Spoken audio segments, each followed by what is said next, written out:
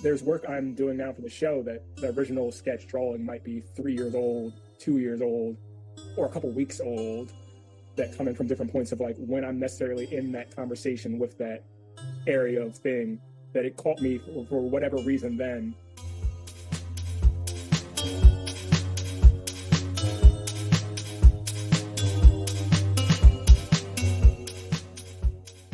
Welcome to the Flying Fruit Bowl, a platform dedicated to discussion and exploration of art and the creative process. I'm the host and creator, RNS, and for this week's episode, I had the chance to talk to the amazing Nasir Young. Nasir is an artist based in Philadelphia in the US. Through the use of oil paints, he explores the parameters of the city and questions how we coexist in the space around us. Nasir's paintings are both real and fictitious, existing both within and outside of the real world. Okay, so I'm going to start with everybody. We should just tell us a bit about yourself and how you became an artist. So I am a Philadelphia-based artist. I guess becoming an artist was a weird journey for me because, like most things in my life, my best friend gave them to me and then quit doing them for years. So he introduced me to drawing young. And towards the end of high school, I was kind of bouncing around, like figuring out what do I want to go to school for, or what I'm going to do. And kind of it went for a sudden jump from like, oh, maybe I'll go to school for architecture to going to art school. That I was actually in school for years for graphic design, then illustration. And then the last tailwind kind of ended up becoming a painter. Oh, wow. So what made that change? Like, why did you make that change? So the painting aspect truly is a product of the pandemic, I would say. Oh, okay. Because I was in undergrad for 8 years in 3 different schools. And throughout all of that, towards the end, I was at a the Pennsylvania Academy of Fine Arts, a very painting heavy school and very rigid in history. And painting is something that kind of scared me for a long time. That I think right at the beginning of the pandemic, right before the US had its lockdown, I had made one really successful oil painting that kind of sat with me. And then with lockdown, I kind of feel guilty whenever I say it, that it was kind of a blessing for me in terms of I would be working like 6 jobs, going to school and doing multiple things, that it was like the first time in years of having nothing, no obligations anywhere. Yeah.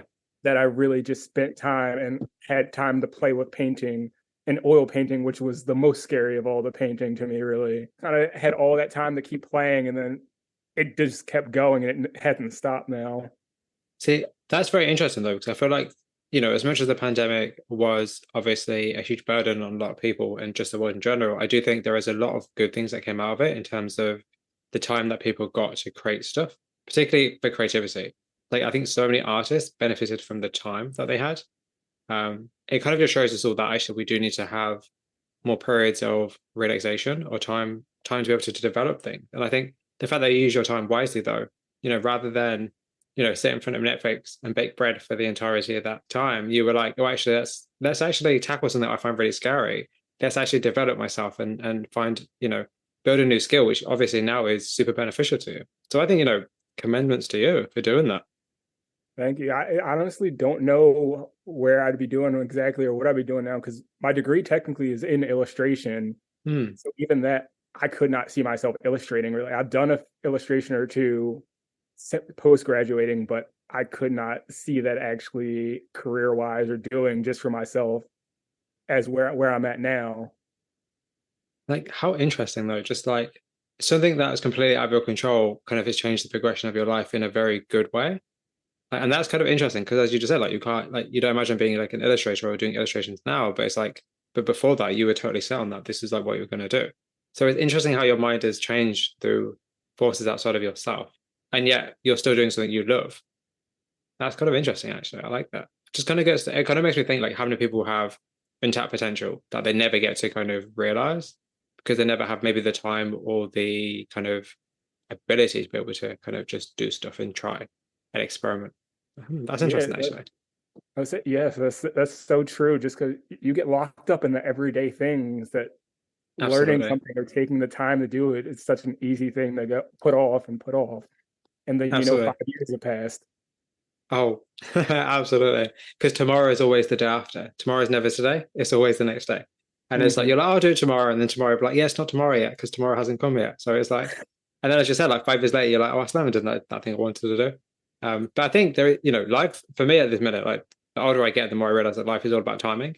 And it's like sometimes you just have to do stuff now. You have to force yourself to do it. Otherwise, you never will, Yeah, because you can wait for the right time, but the right time will never come. Sometimes you just have to be like, you guys just do it now. If you don't do it now, you've lost the chance. exactly. So, as you said, you studied at Pennsylvania, the Academy of Fine Art. How was your time studying? Did you enjoy it?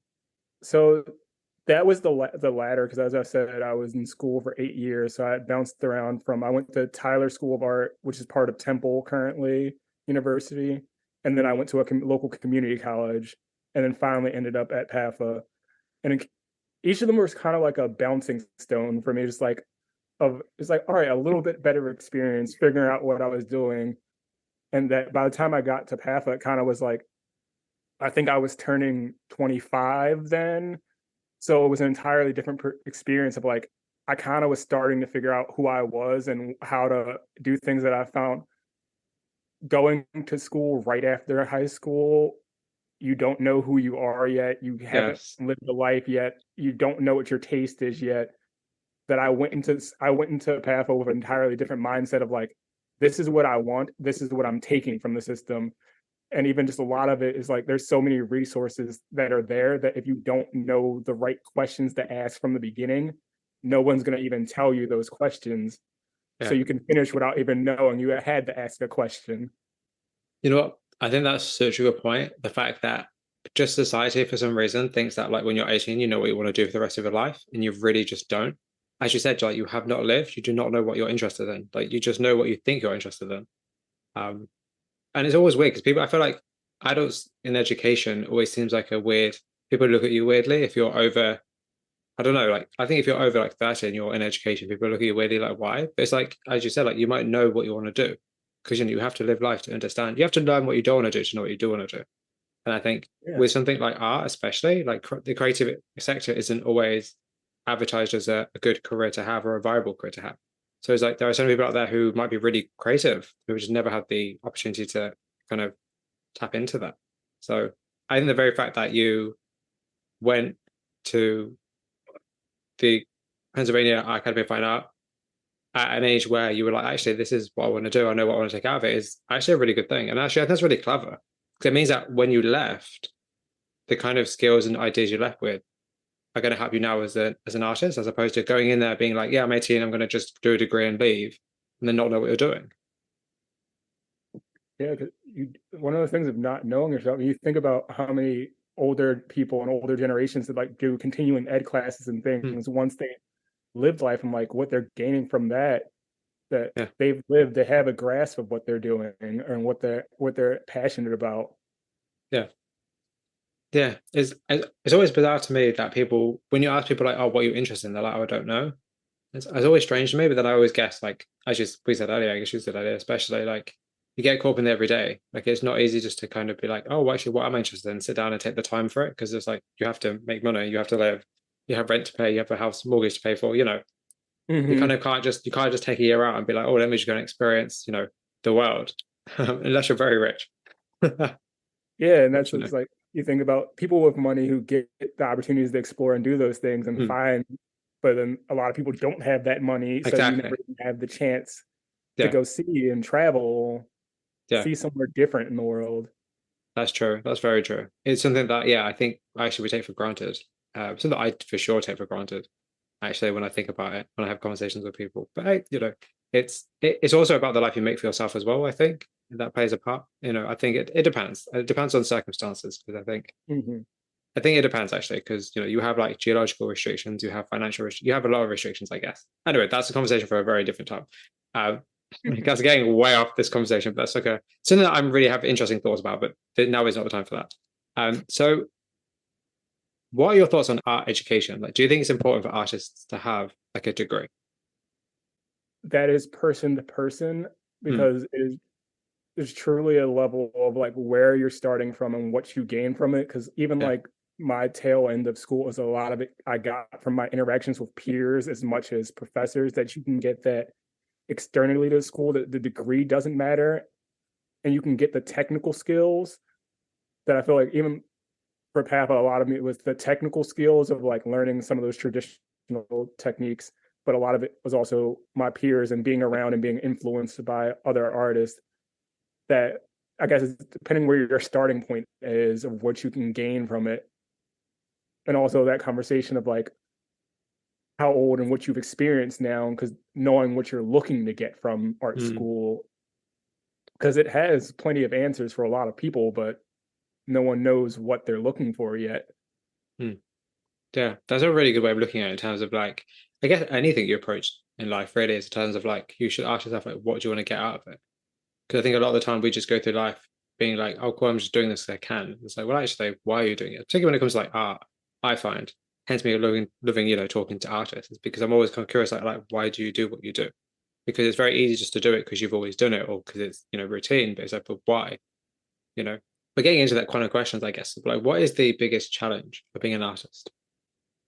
I would say biggest challenge for it definitely would be self-discipline in terms of as much as you can get locked into making all of the art, you can think of that person who died and then has a closet full of art the world has never seen, of like there's the discipline side of applying and putting things out there. Mm. There's the other side of like actually just making the work, because you can I have friends who are some of the most talented people but aren't making the work because they're getting caught up with all of the external thoughts that the work can't exist if you've never made it.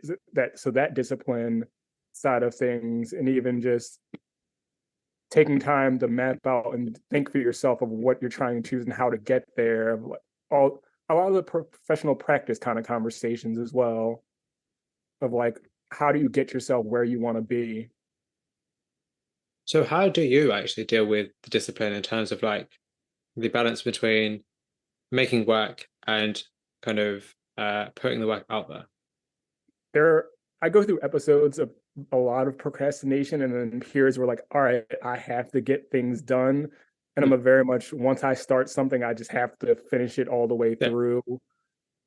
And trying not to drag myself along of putting things off for too long, but it goes back and forth. Of I'm also gotten to the point of a closed mouth doesn't get fed. Of it's like anyone telling me no or stopping me from doing something, submitting to something, it doesn't change where I'm already at Mm. necessarily. There's like, all right, if I got to put myself out there or do something, that at least gives the option of going forward change, because you can't really take it away from where I'm currently at. That's a good mindset to have actually, because I think you're not then worried about like, oh, what if I don't get in, or what if if people don't like my work, or it doesn't get like submitted to a gallery or a show or whatever. It's like, well, actually, I've got nothing to lose, and actually, if I submit it and it gets accepted, great. If it doesn't, that's also fine because as you say, like you're in the same position either way. I think a lot more people should have that mindset of like, actually, why not try it? Because at the end of the day, you can only gain from it. I know, and that's a good message to have personally. I quite like it. I, I'd also acknowledge, because it is disheartening, and I've had just when you don't get in and all of that, but Yeah. it's kind of like, all right, how do you, where can you push yourself, and what do you take from not getting in? Because then I'm very self-aware and analyzing myself of like, all right, what's the reasoning behind if this doesn't happen? And say like, all right, can I get some more information? Like why? Hmm. What was it that not sold? And I know everyone has personal tastes and opinions, and like how much does it? How much was it? Just was it in front of the wrong person? Was it this? Was it truly just like, all right, I could have put more time into this, and just kind of being very self-aware. So how do you choose, particularly when it comes to like online exhibitions or like submitting work for like websites or magazines or just promotion? How do you choose? I try and look at a lot of things that are comparative, that are within the realm of things I enjoy or slightly different, or might be with just in the same realm as things that I'm doing, that I'll Hmm. kind of try and pick and choose what I think will work. And sometimes there's even just a wild card. And also the network of peers that I have too, or I'm constantly sending things to peers that I think might work for them in reverse. And that kind of chain of opportunities. Yeah, that's a chain of opportunities. I love that phrase. That's such an interesting phrase. I like that phrase a lot, actually. So why is art important to you? That's a hard one. Because honestly, it's like one of I couldn't see myself doing anything else. It's what makes me happy. One of the things that make me the most happy at the end of the day is just I feel like it's just kind of where I'm at now. It's developed into one of my loves that's just kind of I can't necessarily put it into words or explain it. It's just a happy place and makes me feel like I'm doing what I would need to be doing when I make things. Like Okay. I would describe it like even I describe a lot of making work as things and curiosities that as I'm doing it, I'm discovering why I'm doing it. Hmm. That it's kind of like I don't even know why I started this, but I'll figure it out as it's going. Yeah, that's interesting, actually. I find it really fascinating that people choose to become artists. And I feel like I say this in every single conversation I have. But I find it really, really interesting because art is it's so subjective and it's such a uncertain kind of career or uncertain, even kind of hobby, but it's just so uncertain. The fact that people may not be interested in your work, people may not see your work, people may not, care for your work. Yet as an artist, you still feel compelled to make this work, whether people engage with it or not. Like I can guarantee you that you'll most probably still make work if nobody saw it because it's personal. It's for yourself first and foremost.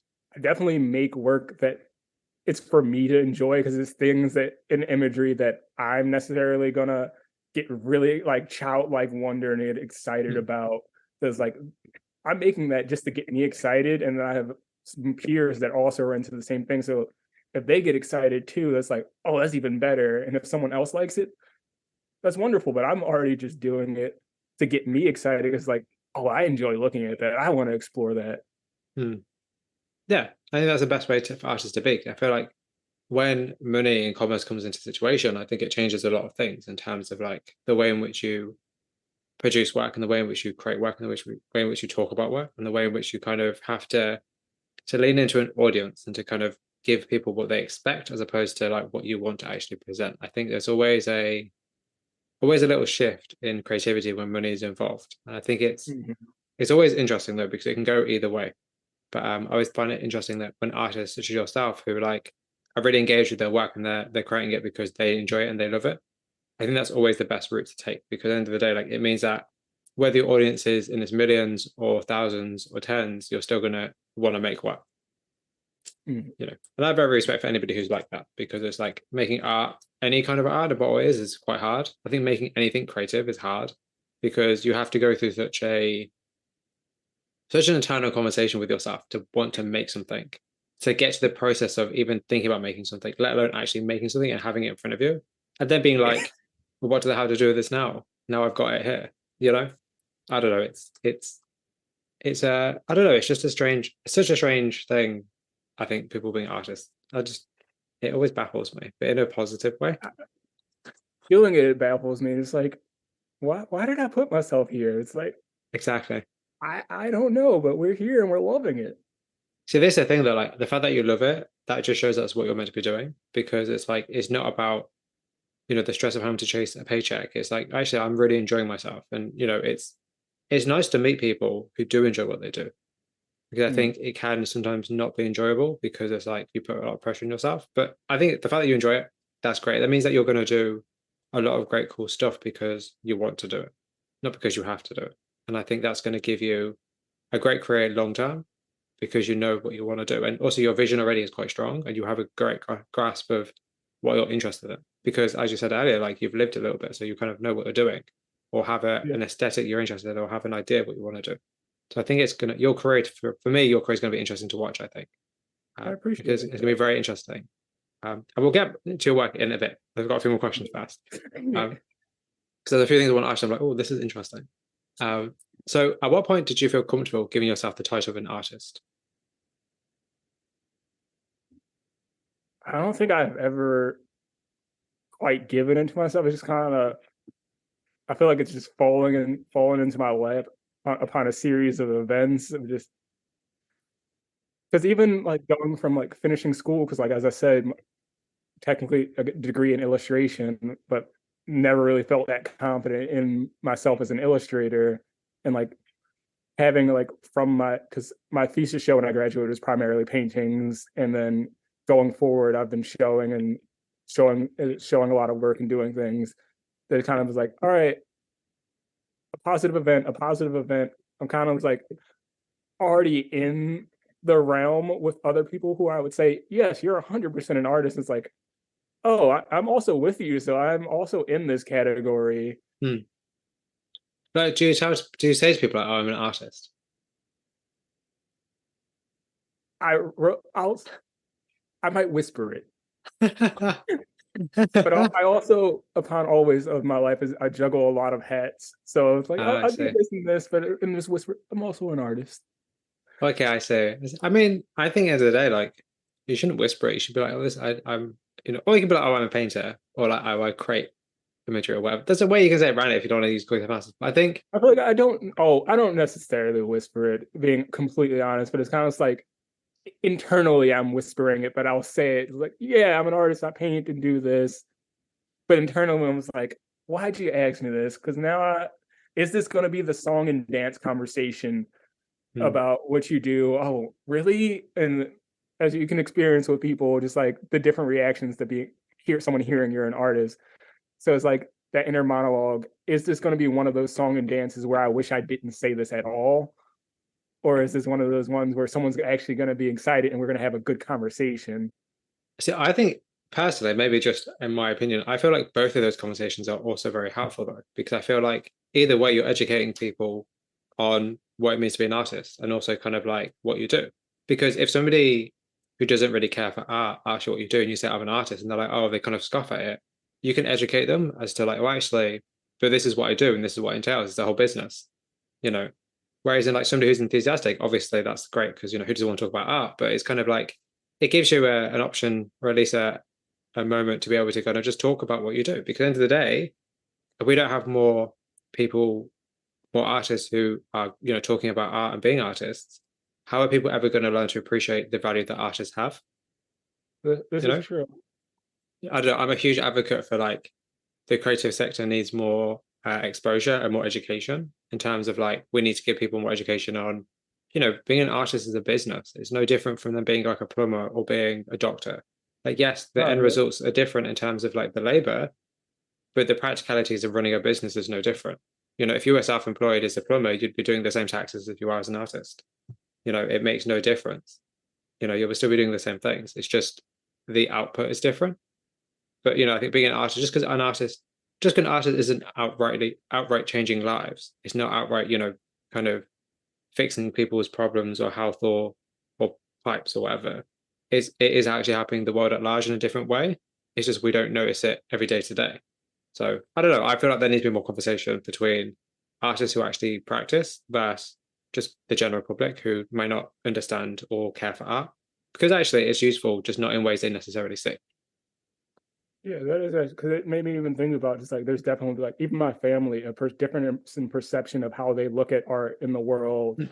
and even just what it is to be an artist. And is that something like prior to me is not anywhere relevant in my family or anything to see Hmm. that side of the world, and seeing that over years their change in perception and excitement for certain things. Yeah, absolutely. Because I think the thing is that like artists aren't just people who just, do nothing for the entire week other than to paint on a Sunday. That's not what being an artist is. In this modern day and age, as I said, like being an artist is a business. It's the same as being any other self-employed anything. And it's like, I don't know, I feel there needs to be more of a conversation around just kind of what it means to be an artist and also like the many hats you wear as an artist. And actually talking about that being a good segue, what kind of hats do you wear being an artist? Like, how many of the skills do you need to know? What are the kind of elements do you have to kind of be good at to become a good artist? So I would say the skills you would need is a curatorial skills, just even within yourself of like Mm, what you're doing, marketing, business, kind of in terms of like how do you promote yourself, where are you putting yourself, even the spaces you're putting yourself in, of just how, because there is a wrong fit and a right fit for everyone in terms of where you should be at. I would say simple one that's always ignored even in school is money and finances, as you have to be on top of that, especially when it comes to taxes and selling, and even just conversations for how much you're selling work for. Because I know some people who are right out of school are charging too much for it and they haven't done anything Yeah. yet. And some people were charging too little. And it's Yeah. like, even myself of like, what are my price? What are prices? And like feeling like, is this too much? Is this right? And those kind of conversations. Was it other skills you need? Also, just self-help skills and health skills to just taking care of yourself and like what, and because being you're alone a lot and being with Mm. yourself and mental health. Yeah. So a lot of questioning and what, so like how healthy are you in your space? Yeah. I think that's something that we don't actually talk about at all often enough, actually, in terms of like, especially being alone as an artist and being kind of isolated in your studio and or in the space which you're creating, and just kind of being like, like you need to have people to go to talk to about your work, or just about life, or just about, you know, getting second opinions about what you're doing, because it's like you're with your work constantly. And to you, it's the most amazing thing, most brilliant thing ever. But to the next person here, they could be like, that looks terrible. Like that sign is not right. Or like, those bricks don't look right. Whereas then for But you, they look perfect. yeah, even with that, you can get like locked in with looking at the same things, and it's like Mm. it can all blur and get confusing. Like something like why I say the pandemic was beneficial is also, besides myself, my partner, and our roommate at the time, like that was all who was seeing the work in person, Mm. and that conversation is like Instagram and social media versus seeing stuff in person, Mm. and so the difference in viewing things and looking and actually having feedback of like, all right, I've existed with these for 12 months and like no one's really gotten to see these or experience, so I really don't know how it's appearing elsewhere, because you can get tunnel vision into looking at things. Absolutely. And is that a question for now? No, I'll say the question for later. Because I feel like if we do this, we'll open a can of worms, then it's not the right time. But we're going to hold on to that thought. The idea of like viewing things and like offline and online, because I feel like there's a huge difference between the two. But yeah, I'll have that. I'm sure there's a question down there somewhere. The notes later. So, are you a full-time artist currently? Not currently. Working towards it. Yeah, I was gonna. Yeah, I'm about to say I can imagine. I can imagine within the next 5 years easily, probably next 3 years. I can imagine you being a full-time artist quite easily, just by the amount of work you've done already so far, and also just like you're already exhibiting. Like all you really need is the right kind of promotion and the right kind of marketing and the right kind of client, like collector base. Like every artist, I guess, the right kind of collector base. And I don't see why it would be an issue personally, because I feel like your work is. I really like your work. Your work is very cool. Your work is very interesting, but it also aligns a lot with work that I can imagine being collectible to certain people.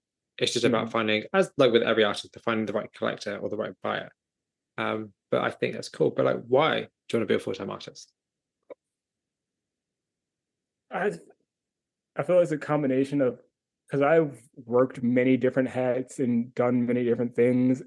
As I do, I get burnt out on other jobs, and I find that Mm. one of those things like is the only thing that doesn't burn me out of wanting to do it ever, like continue doing it, that I can do and enjoy a lot of other jobs. But after doing it so much, it's like, all right, I'm over this, I'm ready. But that's the one thing, is like, no, it's never coming.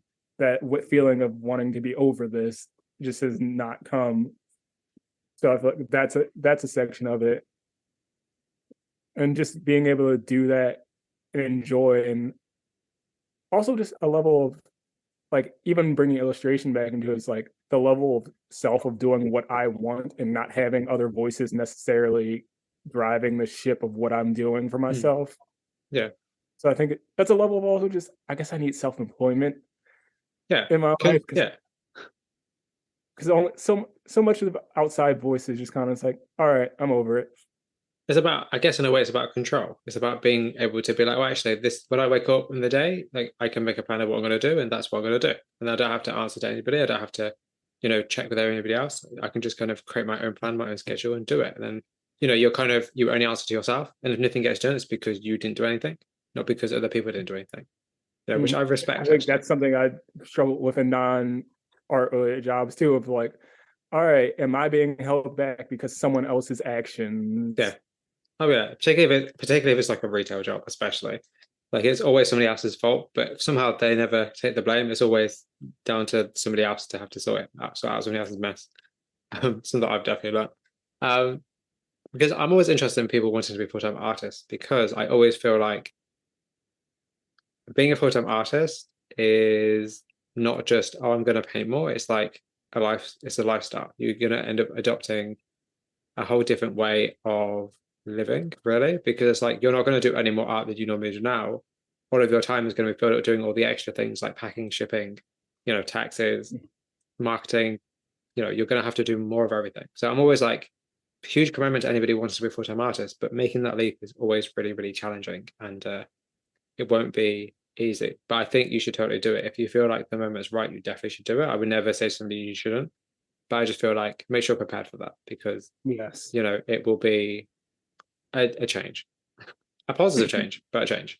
And also, if you can, make sure you have a network of people who are already full-time artists, or people you can ask for advice, because you're going to need it.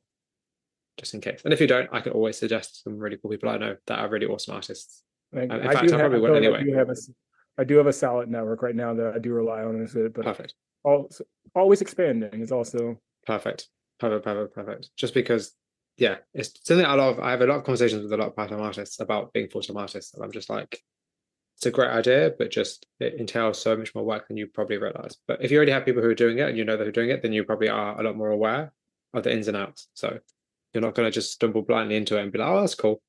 I don't need my job. I can quit my job for a year. It's fine. And then realize you can't. the tempting thoughts say I can, but I know they're not right. I think it really depends. I think it just, as I said earlier, it's all about timing. It's all about, because I know a lot of artists, or a lot of people in general, who like maybe they got laid off.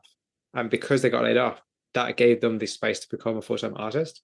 Had they not been laid off, they probably still would be working like a retail job or a part-time job. Sometimes you need something to happen in your life where you haven't got that safety net for you to push forward to do that thing you really want to do. Because at the end of the day, like, let's say you decided to be like, well, let me quit my job for like 6 months and see what happens. It's like, well, you can always get another job, which I know is easier said than done, but you can always get another job. You can always go back. There's no shame in going back to something. I don't know. Mm-hmm. I think it's much more sad to not have taken that leap than to have to go back to doing something that you used to do. And besides, I think there's no shame in being a part-time artist and working part-time and creating art. I think there's nothing wrong with that either, personally. But that's just me. Yeah, no, there definitely isn't. Because it's also everyone's point of what everyone doesn't necessarily want to be a full-time artist, because it also brings a level of turning it into a job almost. Yeah. Which isn't for everyone. Because that can take the joy out of it too. So that awareness of what you want from it. It's about finding the right balance for you as a person and knowing what you're happy with and you're content with and what your limits are. Because, maybe you just don't want the hassle of having to ship work to people, or having to do your taxes, or, maybe you just don't want that. And having a regular paycheck that comes in every month with a certain amount is comfortable at the end of the day. Yeah. But then again, other people thrive off the fact that it's not comfortable. It just depends on who you are. Yeah. Let's get into your work. So can you describe your work for those who may not have seen it? So I would describe my work as very rich in imagery of urban cityscapes. Primarily, it's been through the reference point of Philadelphia, but it goes through your everyday life and imagery of locations, places, creeping shadows, narrative stories unfolding without figures mostly, but occasionally with figures, just of the cityscape and landscape in general. I would say it often investigates a lot of just life from that I've grown up and experienced, and just the environment, corner stores, litter on the ground, just regular life, happenstance moments. So are there any particular like themes or questions or like topics that you're looking to explore? It varies as things catch my interest. In particular, like right now, I'm actually finishing up for a show based around corner stores and talking about food insecurity with just in the city of just corner stores is a staple of like food reliance in terms of how to get cheap, reliable food. Hmm. And even just the imagery of corner stores and like very light circus like glow that you think of a corner store just lighting up the sidewalk and how staple of a community that's one such topic. And sometimes it's even just glow and composition and things that I've experienced and walked past a million times and I know other people have walked past a million times. See, I think it's really interesting because your work is obviously it's very American, and it's just for me because obviously I've never been to America. But to me, I look at that and I'm like, it's interesting how it can be very similar to just the idea of the cityscape and urban environments and the landscape and kind of just like the everyday in which we disregard and walk past, but yeah, actually is a part of the community around us. So I think it's really interesting. And actually, like, I have it here, but it's way down the list, but I'm going to ask you now because it makes sense. So you were awarded a scholarship to London. Mm-hmm. So how did that come about? And also like how did you come over to London eventually? So yes, Yeah, I so wanted to ask you about it as well, like how that kind of, and also I guess like how that differs, like in terms of like your output here or outlook here differed back home. so that actually goes back to that was from when I was still in school technically because I technically won that in 2020 as the Yeah, pandemic and lockdown yeah, started. And part of that journey into painting, as I was saying, actually is part of what actually one of the works that helped me get that award was that one of those first paintings that I really did at the start of lockdown. That award is something that the Academy does basically for. I was supposed to have used it that summer, but we were in lockdown. of course. So I eventually made it to London this past March. Oh wow. That the scholarship was originally supposed to work that I would have over that summer of 2020, I would have gone to London, stayed for a month, and then I won an extra year of school for free. So I would have came back to school influenced Oh, I by wherever see. I got to travel, but it kind of got pushed back and Yeah, pushed of course, back, yeah, pushed absolutely. back. That it kind of became whenever I was comfortable with traveling, and I'd already been graduated by this point now. Yeah, That opportunity, I still went and I kind of used it as we were talking. You had mentioned how you can see the urban environment, even though you've never been. yeah. The similarities that was kind of the point of why, because I could have chose anywhere in Europe to go with that Oh scholarship, wow. but I chose London specifically. Also, being my first time abroad as another English speaking country, Yeah, but also it's structured very similar into Philly and how you get around in environments and shops that I've been thinking a lot about conversations of like as I feel like I'm still in the intro of my career, what I'm yeah. doing, but as I expand, how is it relatable to elsewhere in conversations of looking at the urban environment versus like New York isn't far that it can compare, but now you take it abroad, what similarities and conversations are also being had in the landscape there. And eventually, like I haven't been to LA, but what conversations comparable in other places that how all of those are in conversation with each other and can compared. And even while I was over there, I did a series of little paintings of storefronts that there's little nuances, whether it might be like the royal laundry that you might get just based on a name might connect you as a weight. That's actually in London that, but if you take out text, names, and little iconography, you would think, oh, that must be in Philly with all of the other imagery. Yeah, because I was really intrigued by like I so first I think London, that was actually a really good shout because obviously London, capital of England, it is very urban and it's always changing. But the nice and the good and bad thing about London is that it's always changing. Like there's huge beauty in a city that's being constantly renovated. There's also a sadness in the idea of like things being lost. But I think London was actually a very good choice because I guess it is quite comparable if you think about it in terms of like the visual. Because had you gone to say like Spain or something where it's like aesthetically very different, it might have had the same kind of impact on you and your thoughts and the conversations you want to have. Because clearly you've thought about what you want to talk about, and you've thought about the idea of, even just like visual identity within different countries or within the urban environment or just the landscape in general. So I think, But yeah, I think London. Yeah. but even take out the visuals, even think about how transport is, like the transportation system of like I got to know that London only is their only real urban transportation system hub the way in all of the UK is the only one that really has it. But Yeah. even that specifically of like how for Philadelphia you have SEPTA, which gets around the bottom corner of Pennsylvania. But even transportation of getting around of those comparisons of looking at how you look and move around on public transportation versus driving, even walkability and subway of like those things of like how do they compare? How do you look at things and what's relatable in those spaces? Yeah, that's interesting. Would you ever come back over? Oh, I would love to. That's cool. That'd be I awesome. was ready to go by the end, but I was because it was my first time abroad and being a full month away.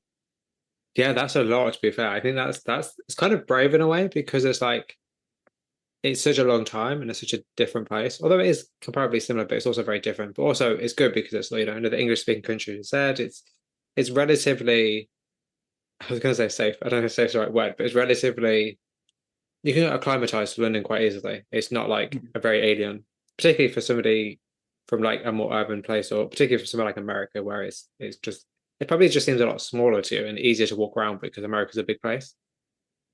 I would say not necessarily smaller because even that I haven't traveled a lot of America, but comparative to Philly specifically, moving around, like just saying a city to city scale of like Philly functions mostly is north to south, Yeah. but you could west to east to west. You could necessarily walk from east to west, so it's not as long across. Hmm.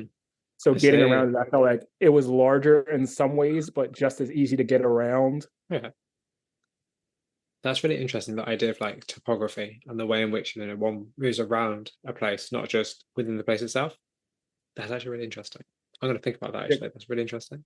because that's something I think about too. Is a lot of reference points of what I'm looking at imagery wise is also whether images I might be catching if I'm on public transportation or if I'm driving my car or if I'm riding a bike, and the difference of like the ways you go, the images you see, Hmm. because you're going to take slightly different paths and come across different imagery, and then the other people that commute those ways and see such things in that day to day journey. Did you drive around London? I did not drive, unfortunately. There's probably a good thing to be fair. I would hate to drive around London. It's so busy, just so busy, and it's I was just like, I was like, I can't do that on the first journey abroad. I could, it's like that no, might be a little overwhelming and over the top. no. I think it's probably the best thing that you didn't because that would just be yeah. Like it would probably be really cool as an experience, but it's also like yeah, it's not it's not. I wouldn't advise it. Also, just getting used to driving on the other side of the road, it might have been a Oh little yeah, of bit. course. Yeah, of course. I always forget, like, see, because I obviously have always lived in England. I don't live in London, but I live in England, and I forget that other places, driving the opposite side of the road. That makes no sense. That makes no sense to me. I tried to make logical sense of it just without looking anything up. It's like I don't understand. But as long as you cross the road safely, that's fine. As long as you Yeah, like, that's fine. You that's forget the fine. cars are actually coming towards you, not going past. Yes, red and green. We Yes, understand. sure. At least that's universal, I guess, mostly. Um, Probably. so so how has your upbringing or life experiences played a part in the work that you create? I would say a huge thing, one of the largest factors I would say is as in the beginning, I joked that my best friend is giving me all of my favorite things and quit them to Hmm. only return later. Is another thing he gave me was I have been skateboarding for probably Oh about wow. 16 years now. And that in a sense have shaped a lot of like my observation skills. Because skateboarders are looking at your handrail or your stair set or a bench in a different way of like how something is Yeah. used different from its intended purpose and visual landscape of constantly observing and looking for something out of the ordinary that can be shifted and manipulated into something else. That I feel like that sticking with me for all those influential years of like becoming a teenager, growing up, my early 20s, of all that is kind of influenced a lot of how I looked at the landscape necessarily. That if it wasn't for that, I don't know if I would necessarily be looking at the landscape the way I do with making art, because I feel like that already influenced my natural instinct to constantly be looking at buildings, environments, and things. Yeah. So that's interesting actually, how doing something different from like art or painting has given you a perspective that informs your painting. Because you're right, like not everybody goes through life looking at like handrails and benches as like a tool or something other than to hold on to or to sit down. That's actually really interesting. That's a great way of looking at it in terms of like the way, like, and this is what I'm always interested in having these conversations, that your perspective of the environment around you is so different to everybody else because of the way you've lived your life, or the things that you think about or kind of consider. And I don't know, there's something really interesting in the fact that something like skateboarding, which something that millions of people do, that will inspire you and your art, because there are skateboarders out there who will never look at a handrail, I think, in any other way. So it's kind of interesting that there's a sensibility that you picked up on to create to create art. Is really fascinating to me. That's really fascinating. And the idea also just like looking at your environment and turning it into something else. And particularly like when it comes to like play, and the idea of like the environment becomes your playground. Like I think that's really interesting, particularly when interpreted through art, because it's like, you're almost reimagining the world through your work. And actually, that's a question I will actually have for you, which probably not in this order. Oh, these never go in the order that I wrote them in. But I was going to ask you about like the reality in your work, because your work isn't realistic, but it's also not abstract. It kind of sits really nicely in between. And I'm kind of really curious, like, how do you approach artistic reality in your work? And like, do you aim for your work to be lifelike? Recognizable, I would say, but then I've found myself more and more playing with abstracted moments and what information I can abstain from using and what information is pertinent to the conversation. And even things like one of the notes you said was why not photography Yes. compared to why painting. And I feel like even linking that into it, a sense of leaving what information I'm putting in and leaving out, that even as sometimes as closer to complete reference as some of them can be, there's still information I'm choosing not to put in. And it's that grasp of back and forth of like picking, selecting information, what am I using, and what's relevant to what it is. And also there's a level of textures and like craft of like I paint a lot of bricks, and I think it's soothing to me of like that level of like construction and how things are put together. Like a show I watched a lot in childhood was like how it's made. So like even Yeah. structures and things and like how things are put together really excite me, and just dynamics and blueprints of an item or whatever is there. So it's just an interesting parallel to like construction and the idea, as you said, like, you're constructing a painting. You're not just painting something. It's a process from start to finish, and you end up with something. That's a really interesting parallel just to kind of the idea of the literal construction of cities, and how like you start off with something and you end up with something. And they're both physical, they're both there. They're both for people to consider. Yeah, there's something nice about that. There's something kind of almost self-referential in your work to that, I think, or to any art that kind of depicts cities or landscapes or places, because I don't know, it's just they exist within a space that they don't actually exist in, but they're of a place that doesn't really exist but also exists. If that makes any sense, it's kind of really interesting to me, because a painting isn't a real place, but the place depicted could be a real place. If that makes sense. Yes, that does. Just about makes sense in my mind. That makes sense. So I'm like, that makes sense. Putting the last pieces together, but I'm getting it. It's just because I'm always interested in the idea of artistic reality. It's something that I've always been interested in, and the idea of like, if somebody paints a photorealistic image, is that image a real place? Because it's photorealistic, but it's kind of not, because a photograph isn't really real. A photograph is just a duplicate of a place. So therefore, a painting is just a duplicate of a place, but it's also its own place. That probably sounds very, very complicated and kind of No, I unnecessary, can see but where you're going with it, because you can delve into and creating and shaping the space, and even like yeah. my works, I'll often make up or add things as needed, so Yeah. that So now that's manipulated. It didn't exactly exist exactly how that is. Yeah. And how do you make this a photo, and then you kind of have to also shape it to work for the composition. Yeah. So what is the manipulation there? And also a painting is a physical object. Once you bring that into a space itself, that also becomes part of the space. It's kind of within the space, but also outside of the space at the same time. That probably sounds very weird and unnecessary, but it's just like, it's something I think about all the time. Because I feel like painting especially is an object. It's not just a flat image on a screen. It's an object. You have it physically in front of you. It has its own life.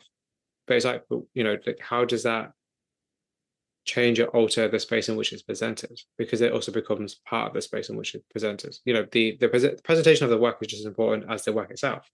So if you were to hang up, let's just say you painted a painting of a corner shop, and then you hung up that painting in the corner shop window, like, that would be just strange. But like, would that add to the corner shop, or would that take away the corner shop, or like, how would that change the reading of the landscape? Although I think it would be really cool for you to have a gallery show in an empty shop or something like that would be really cool.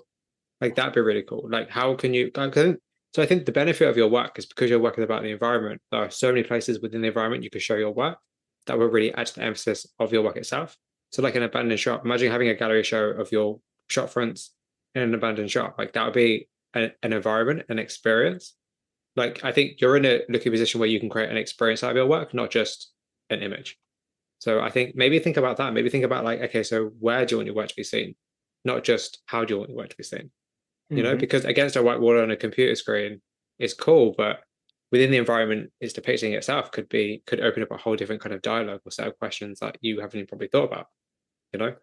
Like, Yeah, you're giving me ideas. I have a show coming in August, and that's something we're playing with. cool. And that's it's like, because it is around corner stores specifically. It was myself and two of my peers that also graduated from the academy. But that's something we're playing with, even just like with the text on the wall, like how to make it like an awning for a corner store. Yeah. And one of my peers just sent me a photo of like chain link fence that he found on the sidewalk some months ago. And it's like, remember I had this? I think we can use this for something. That'd be so cool. Yeah. It's Yeah, like because just how to play and change the environment alongside the thing. Because I think one thing that I would love to see, and it's something that I've discussed here and there, but I would love to see galleries. And I know it's expensive. It's not necessarily viable as like financially, but I would love to see gallery shows becoming more experiences. You go into a room and it's not just images on a wall. It's like part of the imagery depicted in the art should be like visible within the space. Like, how can we create art as an experience, not just as a viewing? Because it's like, if you were to walk into, say, like, let's just say you walked into a room that had a graffiti artist had graffitied all four of the walls and you had your paintings hanging in front of them. Like, that would be cool because that'd be very different. It'll be like a collaboration of sorts. Or just like, how can we create art as an experience, not just as a viewing, as I said. Putting more thought into the space it shows alongside it as well. Just like I've said to people in the past who create like images of people swimming, it's like, we'll have the pictures in a white room, but then have like a really shallow pool, so people have to walk the water to look at your images. It becomes part of the experience of the actual work itself. It's not just you're looking at images of people swimming, you literally have to walk the water to get to these images. Something like that. Like, make it kind of like how can we hold the viewer's attention more than just like, this is the nice image? Because there are millions of nice images in the world, but there's not millions of great experiences in the world. I think maybe we should be thinking about art more as experiment, as like a experiential rather than just viewable. I don't know. That's just my opinion. I would love to have like a space which you can do that, where you can have like visual kinetic gallery shows. That'd be so interesting, but it'd also be very expensive. So I can see why it's not viable necessarily. But I like that at the same time, because that's something that would stick with me. Like, I wouldn't forget that show ever after an experience like that. It's almost like, it's quite an odd comparison, but it's like runway shows. It's like we remember the runway shows that were always really kind of avant-garde and interesting and interactive. Like, I don't know if you're interested in fashion at any point or just happen to know anything about fashion, but like some of Alexander McQueen's runway shows, for instance, have always been a huge remembrance for people because of just like the bizarre antics that happened. Or like, maybe there was this one where they had obviously this large lady covered in moths, and it opened up and moths went everywhere. It's like, it's about visual. It's like, people love spectacles, How can you make your work a spectacle? Like, I guess. I think with somebody like yourself, because you're working about the environment, I think it's probably easier to play into it, because it's like you could have your work. Like, imagine if you had, which is perfect, like a abandoned subway cart, and you literally had your work in it. You had your exhibition in a subway cart, like, and people just walk obviously one end to the other, like entrance, exit. They just walk through the subway cart and just see your work. Like something like that would be really cool. You know, I don't Yeah, know. that's There's just so totally much exciting. because your work is about the environment, especially. There's so much you can do with it. Like it's so interesting. There's just so many cool little small nuances you can kind of pull out of the work itself. Like even if you had your work printed onto bricks and then you had a stack of bricks, just something like that. There's so many things you could do. I should just be some kind of ideas guy. That's what I should be. But like something like that would be cool. I support all of these ideas, so that's I don't know. It's just I don't know. Anyway, I'm going to stop rambling about ideas that no one's ever going to be able to do. But I don't know. Just something interesting about like let's reframe how we display work, not just create it. Because I think realistically nowadays, I feel like you have to kind of create a spectacle or be visually interesting to capture people's attentions, because everybody's looking elsewhere all the time. You know.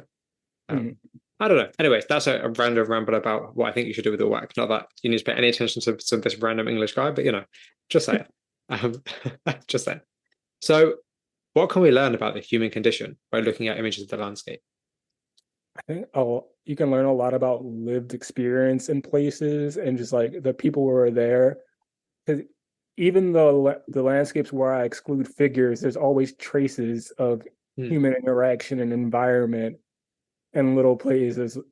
There's like humans are present even in these empty spaces. So I feel like it brings that in a level of, I also think a lot about shared memories of places, because a lot of these are, especially when they're like an image from Philly shown in Philly, that you most likely have come across this place even in passing, and there's connections and stories that aren't mine that can be had, because you look at, everyone has their own experience when they look at art. So I feel like a lot with locations and such, there's conversations that I will never be a part of that someone has when they view some of these things. Yeah, absolutely. I think particularly if you show work painted from the place, based in the place, like in Philly, based in Philly. Right. If you painted Philly and then base the work, show the work in Philly, I think it gives people from that area a very different opinion of the environment, because it makes them stop and relook at it from a different perspective, from your perspective, which is interesting because it might just be stuff they walk past every day. Particularly stuff like stores, and particularly if they're not, whereas like somebody like myself, because it's very alien to me in terms of like I don't know the nuances of the city or the place. It also is still, as I said earlier, still quite familiar because you can reference it to like other things that you know. And I think Yeah, that's also really interesting as well. In fact, I think that's really interesting actually.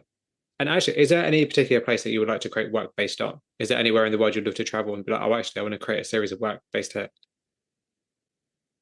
I'm sure there's so many places, because it honestly be anywhere I would want to go. Just it would just I feel like it would just naturally happen, with something would naturally just catch me. Nowhere specific that I Yeah, have in mind right now. fair enough. But I just think, also touching on what we were just talking about too, of like even taking some of the context of like, even if it's not in Philadelphia, some of the relatable things of like, is this imagery relatable to something you might have seen that you can question? What, like, have you passed this before? And it could be in a different part of the world, but it's like now you're starting to question, like, have I passed this? Do I know where this is at? And you really don't, but it's like now it's starting to question and make you think about, it's like running the algorithms, like, wait, do I know this? yeah, it's like familiarity, isn't it? It's like trying to find somewhere that's kind of universally familiar to people. Um, Almost like I guess, almost like liminal spaces, and the idea of like places that people feel like they've been to, but they have actually probably never been to. It's like that kind of idea of like, yeah, like liminal spaces, I guess.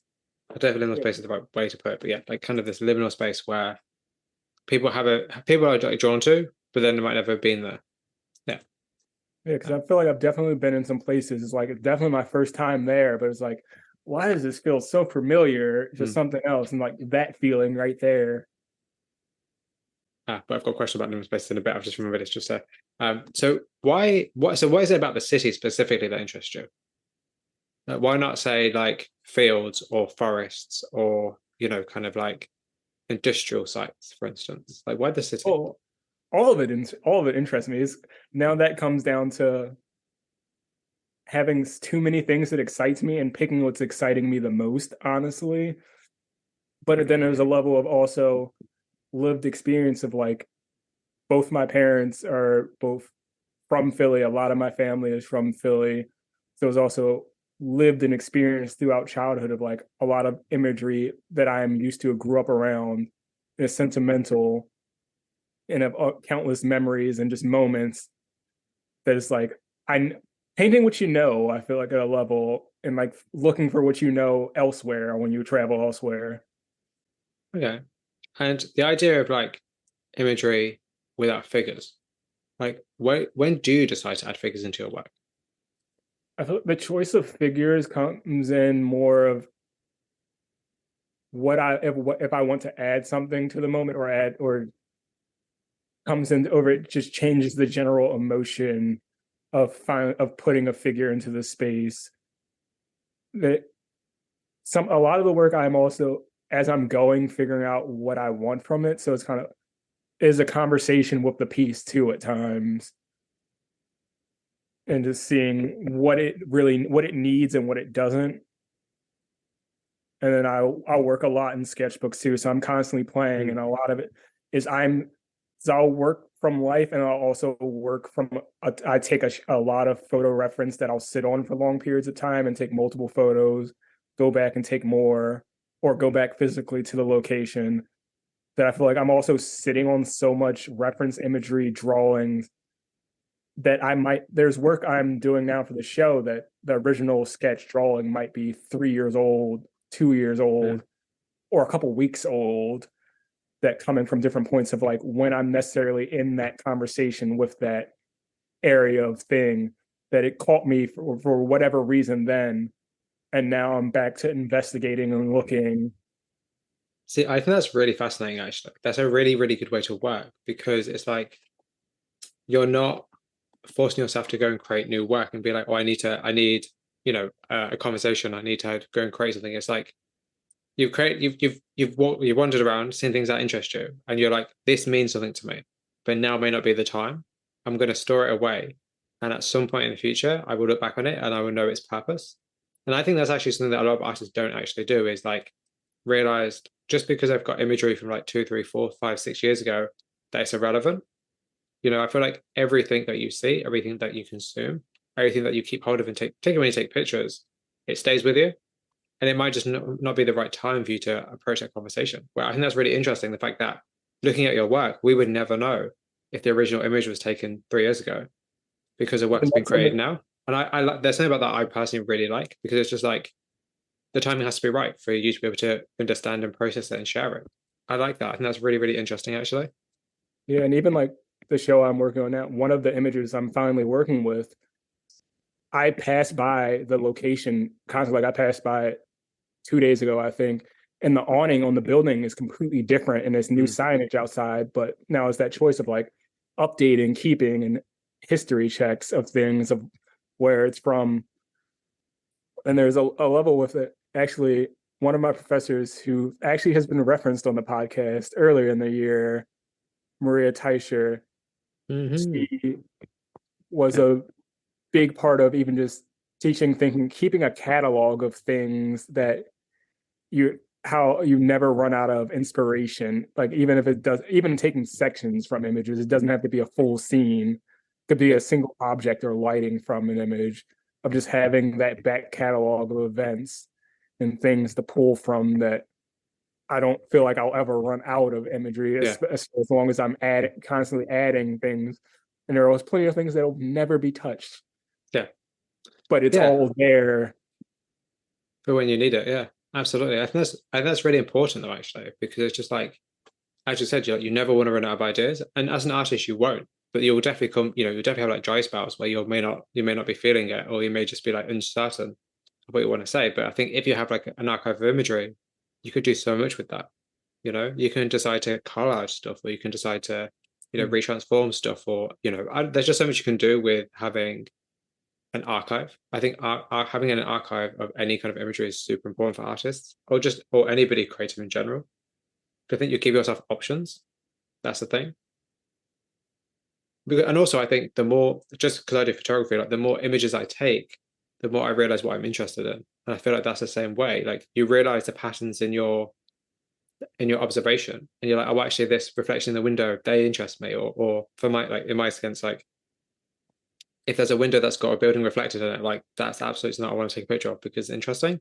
You know, you kind of start to see patterns in your own observations and what intrigues you, and you kind of really realize how you're actually viewing the world by actually taking a lot of images or constantly, you know, recording what you're taking. Yeah, I don't know. It's Yeah. something I've definitely learned. That also pairs off. I also work on a lot of things at once that might also be sitting for years or Mm, months that I'll bounce back into and such, like the body of work I'm doing now. Uh, More than half of it was already started, or even some of it might have been very close to finishing and just not touched for a year to go back into wow. finishing. That even because I start and work on so many things, it also gives me a wide spectrum of seeing even what I'm being interested in or what got me to even start it as things and as other things go, and seeing certain things continue to sit. And sometimes I'll even take a painting and fully restart it at a different Oh, scale of wow. something that's like it might have been sitting long. And it's like, I'm gonna do this at a different scale now and do it in this and seeing if it finishes, or I might start it again. That's really cool, actually. And actually, it kind of makes me think about, which is which is kind of cool. It's like the idea of like if you had a picture, I had a painting that you know, maybe weren't feeling as much anymore, and you painted over the top of it, then you didn't fully cover it, and you had like different parts showing through. And the Hmm. idea of like dualities and like temporality of time and stuff. Because one thing I wanted to ask you actually, one of the kind of motifs I guess in your work for me when I was looking through it is like the idea of graffiti and like obviously shot fronts and kind of like I wanted to ask you, is your work or like do you consider your work to be like a record of the way that cities are temporary and they're always changing? I would say that there's definitely a level of that in there of just constantly paying attention to the landscape and enjoying, and even like something like during my time in London and seeing a lot of the historical buildings that have been repurposed or might be a Mm, mall or certain, and seeing the comparisons of like, yeah, there's not as many historical buildings here and things, and you think yeah, older structures and gorgeous built, and there's even this like the wave of gentrification in buildings, and like there's the the tin can houses of like the shipping crate houses and things of like that trend, which I'm not a fan of, mm, but like seeing the difference of like areas becoming and changing, and some of the old brick and mortar historical houses and how those all look, how the difference of how it kind of kept over time.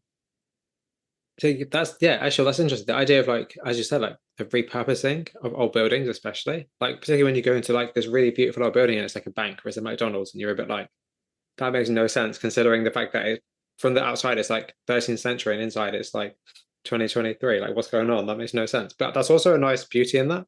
Of like that kind of bizarreness of like we've come to this point where particularly commercialism is kind of gained up. Commercialism has also taken over the space in which we occupy, not just, you know, like the online world or whatever. Like that's also interesting. I think that's an interesting conversation. Actually, I might look into it actually. Now I'm thinking about it. There's something interesting because like here in the UK, we don't have malls in the way America do. I don't Hmm. know if you, I'm assuming you kind of you realized when you came over, like we have like shopping Yeah. centers, but they're not the same thing. I always look at like more American malls and be like, they look amazing. But to you, they're probably a bit boring. But like, I'm just like, they probably seem really amazing to me. Um, and I find it really funny because it's just like, I've never been to America, but I would love to go at some point. It's just expensive to get there and to be there. But it's just like, if I ever came to America, I'd have so many images. I'll be taking so many images. It would be insane. But it's also interesting because it's so different, but it's also so similar. Like I love that. So I wanted to ask, so as I said earlier, like graffiti is kind of to me like a motif in your work. I think growing up as a part of that urban environment of kind of, you think of taking control of spaces and things that like are technically not allowed, and like who Mm, controls and owns the space and who governs who gets to be with it. So I think a lot of those conversations attracted me, and then also just seeing that graffiti can be, it can be ugly, it can be gorgeous, and I'm seeing yeah. it, and I've also gotten to meet a lot of people who are in the world of graffiti and knowing some of them. And I'm also gotten to meet a lot of people who are in the world of graffiti and knowing some of them. And I've also gotten to meet a lot of people who are in the world of graffiti and knowing some of them. And I've also gotten to meet a lot of people who are in the world of graffiti and knowing some of them. So some of the tags I've included in things are also people I've met and also doing things. That's So cool. some of those conversations include, of course, I've thrown some of those in paintings that weren't necessarily there, just Yeah. to add to the space. See, that's interesting. So I love the fact that you add different elements here and there as well. So they're not, it's not just like a replication of life. It's also like, it's a creation. It's like it's a considered creation of a certain space or a certain place. Like, and I think there's something interesting about the idea of like as an artist, as kind of like might be a bit kind of cliche to say, but artist is kind of like a god or a creator of a world. Like I think that's really interesting because obviously, as somebody who creates art, like you are essentially creating your own world, through your paintings. Like, is that something that you think about? Not necessarily. I'll look as I look and create multiple things. I'll think about the whole array of things and what they perceive, and sometimes it'll be like, all right, how many things do I have with graffiti in them, or just like, all right, the perception outward of like, I don't need every single thing to have graffiti or be coded with certain conversations, or like Hmm. what is too much and what is too little, while also still, all right, I won't shape this too much to other people's opinions, but what do I want it to have, and how do I want things to be perceived? And how do you choose that though? Like, how do you choose a or not how do you choose, but I guess how do you know that location will make a good painting? I don't. In awe and attraction, and like I'll have plenty of things that friends and my partner will send to me, and things, and like it might sit and it might is kind of, I'll play. I guess a level is also drawing, as Hmm. I'll sketch and do things, and maybe that might attract me a little more. Sometimes it could be lighting. There's kind of a lot of his investigation and things that can probably be abandoned.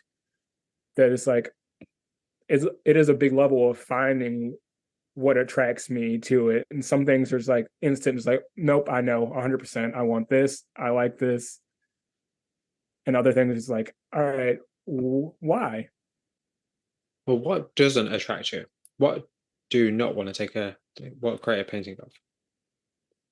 I think that's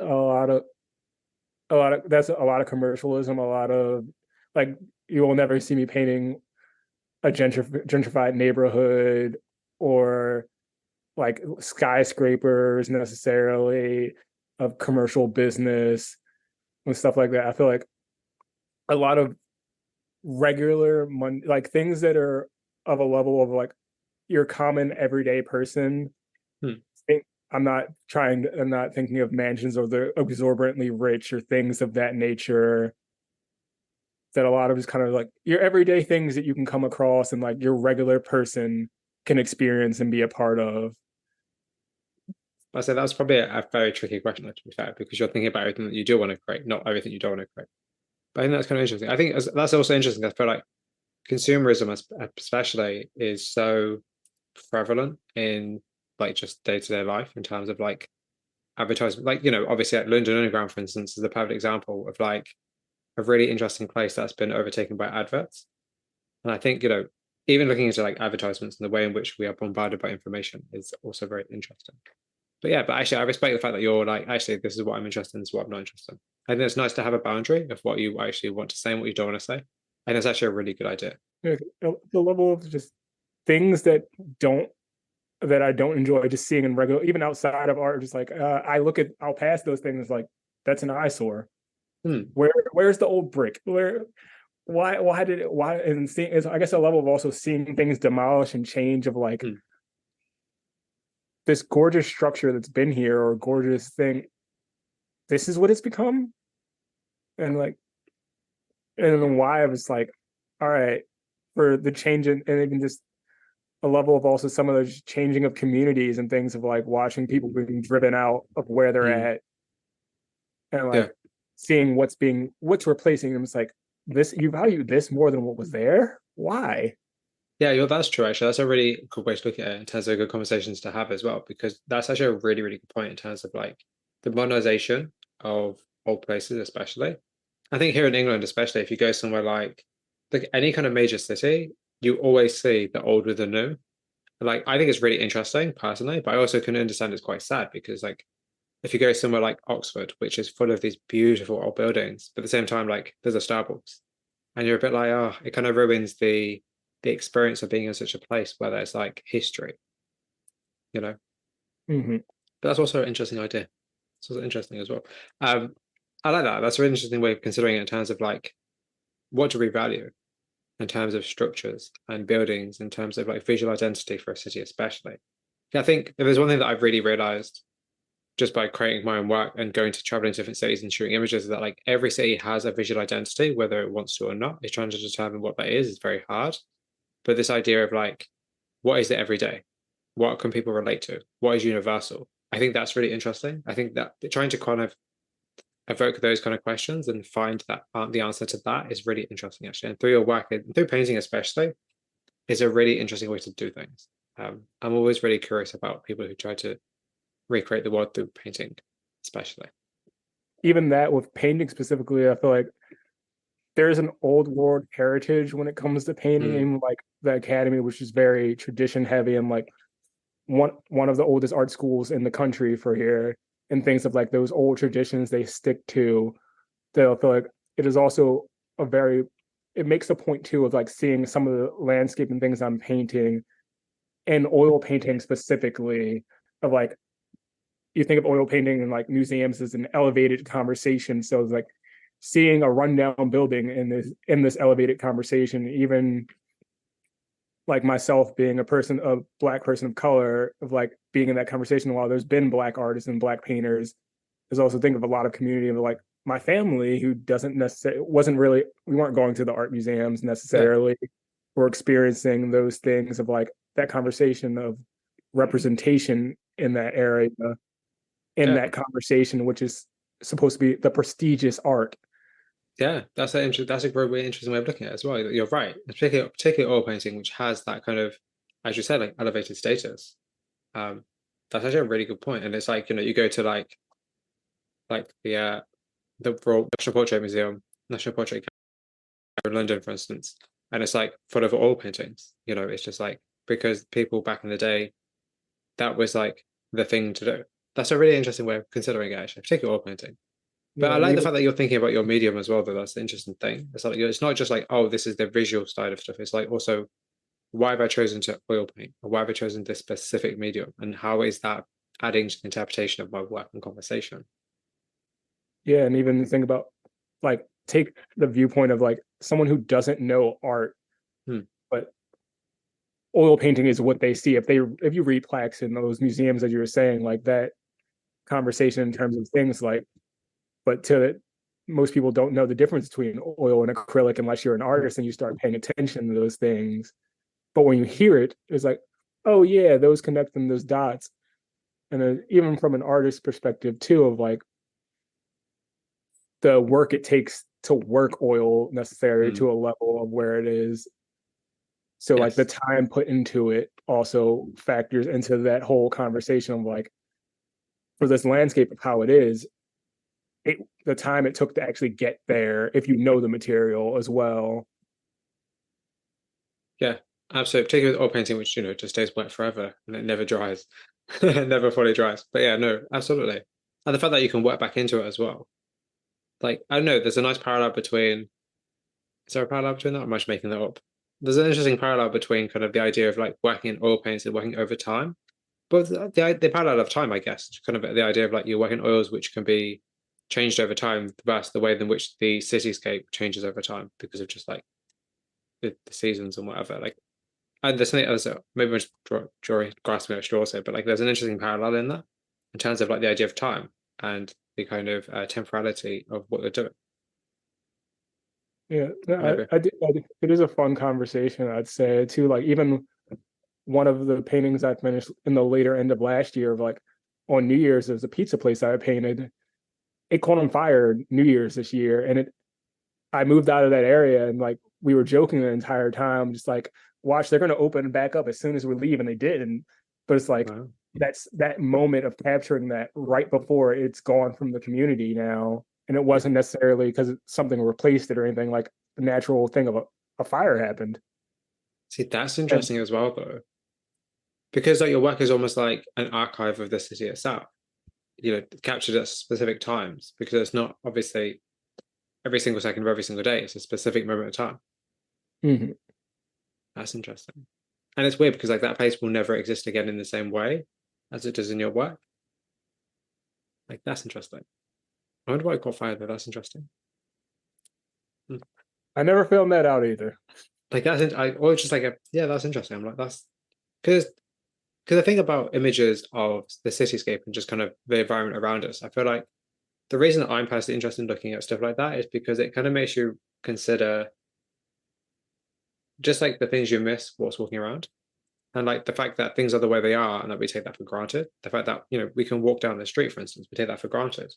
Or the fact that places are here, particularly like nowadays in shops and establishments where maybe, a lot of things are online. It's like the fact that we still have physical stores, for instance, is almost a miracle at some point. So it's just like things like that make me realize, oh, actually, we should pay more attention to the things around us because, a lot of the time we spend looking at a screen. We don't look around us. So it's nice to see the world reflected in art. I feel like looking at the environment is also like I'm very much like I like physical objects. I have knickknacks. I like the age of like digital things. Like no, I'd rather have a physical copy. And it's like that. I guess that also pays forward of like looking at the physical realm around. Yeah, being able to be, and also being able to be a part of that. It's not just I'm looking at that and observing it. It's like being a part of it.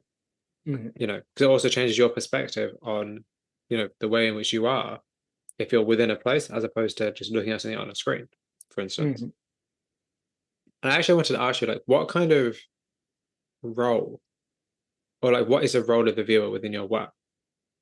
I feel like something I largely like the viewer, the place themselves in a lot of these locations, and whether they've been there or not, to have this moment of if they were there and how that play, and if they happen to have be somewhere that they've actually experienced now, to have some kind of recollection within themselves of this space and what's going on. Because the thing that I'm interested in is like particularly like empty streets, for instance, or like places that are abandoned. They can become quite eerie because we're used to seeing people like walking by or being within this environment, and it's like how do you want people to feel when they look at your work? I guess I would like them to stop and sit and like some of them more eerie, like some of the ones like that I know can have a more eerie feeling of like that also plays into even like I can think of myself being of like a dark alley, like seeing shadows and the feeling that pressure in my chest of like the feeling where no one's behind you, but you keep turning around. Okay. So like even that kind of moment of like recollection of like wait, like having to pause and like take is like going into the space and then pulling yourself back up. Like, oh wait, that's not where I'm actually at right now. Of like those kind of emotions and feelings as well. Yeah, definitely. Like if you're in an environment where like you kind of stop and you kind of feel you're a bit like I don't think I should be here, or you're just a bit like this doesn't feel maybe as comfortable as it should do, or as kind of safe as it should do, or just kind of it doesn't feel quite in line with like somewhere else, for instance. It's something that I think about often when I'm out shooting stuff. Because like it's always like the really kind of quiet areas. I think are always much more interesting because it's like they're undisturbed, and it's nice to be in some kind of like really small dark back alley with these really interesting kind of places and imagery and lighting and stuff. But it's also kind of it's quite scary because like, there's nobody else around. But what's that? There's also always there's the traces of the man-made and the traces of people being there. So even with some of the more eerie things, it's kind of like whether you see someone or not, someone's been here before. Someone, even as simple as like it was constructed, someone's had to have been here at some point. And you think of that space of like, what is the next moment? What is happening? Because it is like what happens after what I'm looking at now too as well, and who else and what else is in the space with me. Yes, particularly like I don't know if you've ever done this when you're taking pictures to create paintings, but like when you're standing outside of a building and you can hear people inside the building, and you're just a bit like, are you intruding or are they just kind of being really loud? And it's kind of like that kind of threshold. I guess that's an interesting way to think about it, like thresholds of like particularly like interior and exterior, like if you're outside taking pictures of like this really cool alleyway, for instance, and then yeah, you can hear people in the building talking about something. It's kind of like almost the kind of the alignment of two lives next to each other. I think that's always really interesting because you remember like you're not by yourself, there are other people around. So that's yeah, that does, because sometimes I'll think about just like even just like physical and metaphor, just like windows into like Mm. what world, like different worlds within sections of things. Like even like say it's a bridge and looking under it, what's that window and what's happening in that zone versus the immediate in front of you, and like what's the living out there, Mm. and that transition of like what are these worlds that are forming in different pockets that have their own isolated moments. Yeah, particularly when you think of like a block of flats and you think of like the amount of people who live in that block of flats and everybody has their own lives and everyone's doing such individual things, but they're sharing the same space. Like stuff like that always interests me. Or like people getting into a lift, like everybody has their own lives. They're in a lift for a different purpose, but they're all in one set, they're all in the same place at one moment in time. Stuff like that really interests me. I like that idea actually. The idea of windows. That's a really interesting. I think like Windows, just generally as Windows is like a symbol and like a aesthetic is just interesting. Um, I'm just strange like that. Stuff like that intrigues me. I was saying the day like So am I. because I was thinking about like the idea of like doorways and the idea of windows and the idea of just kind of like just the environment and the way in which space is constructed and the way in which the way in which we adhere to space and which we're the way in which we're told, oh, you can go here, you can't go here, this is public, this is private, this is where you would live, this is not where you like just the whole kind of construction of space interests me. And the way in which that we adhere to the constructions of the place in which we live. I don't know why I think about these things, but I just do. There's just something really interesting about space and location and places and geography. No, that brings forward the conversations of whose authority is in this space and who determines what this space looks like, what can be in the space. Yeah. Yeah, because I feel like the idea of like what's public and what's private is very, very interesting because like places that are private, like should we really have private spaces? Because it's just like surely the world is public, but then also it's not because it can't be because commercialism. It's just like just stuff like that are interesting conversations to have also because like you can't access everywhere. You don't have unlimited access, and it's like like that restraint is also kind of interesting. I don't know, and also you shouldn't trespass because that's not cool either. So That restraint also builds the temptation to want to be and see and experience those spaces too. yeah, because it's like, well, why not? Well, what's like what's interesting? It's like abandoned buildings. Like abandoned buildings are awesome, but it's like trespassing is also not cool. Getting fined, thousands of pounds is also not fun. So it's kind of like I think it's about the experience, isn't it? It's like, okay, why is this place off limits? What's that? Yeah, because if you were allowed access to abandoned buildings, would as many people necessarily go in them? Would you think that? No, probably not. Actually, you're right. That's a good question. That's actually a really good question in terms of like because it always baffles me like how there are so many homeless people, but there are so many empty shops, and it's just like do the government or do the cities not think, oh, actually, we should establish some kind of scheme that people can have somewhere to stay. Yet we have empty shops that are sitting there being wasted because the city's not making money off them because there's nothing in them. It's always like stuff like that's always bizarre to me. Like the way in which there's so much politics as well behind who can be where and what can be where and how things can kind of coexist. It just I don't know. I don't know. There's something about that that I always find odd. But that's I guess it's probably a bigger conversation than just what I'm thinking about. So I don't know. It's just very interesting. But I like the idea of like if things were accessible, would people access them? Because you're right, like maybe they wouldn't. Maybe the fact that they're not accessible is what is the kind of enticement to make people want to go there. That's an interesting consideration, actually. Idea of what's off limits. I'm getting a lot of interesting ideas from the conversation that I'm like, oh, I need to think about this a bit more. And I get particularly my work, I'm like, this is a really interesting idea. So there's a quote that you had that I pulled from your statement because your statement is really cool. And the quote is, my landscapes and buildings are my characters with figures as supporting props. And I wanted to kind of ask you about this idea of like, how do you balance the environment and figures in your work so that they both kind of play a part in your work, but they also are kind of harmonious with each other? I think it comes from a lot of thinking about the space first, because if I'm thinking about the space as the main character, Hmm. it's like I'm thinking about that space first and then thinking about what's going to complement it or take what's going to complement or take away from it is a lot of that conversation and just what's the push and pull, what does it need, and then kind of talking to the work about what does it need for the end goal. Because I think it's really interesting this idea of like trying to balance the two, or at least having one serve as like the main focus and the other being like the supporting.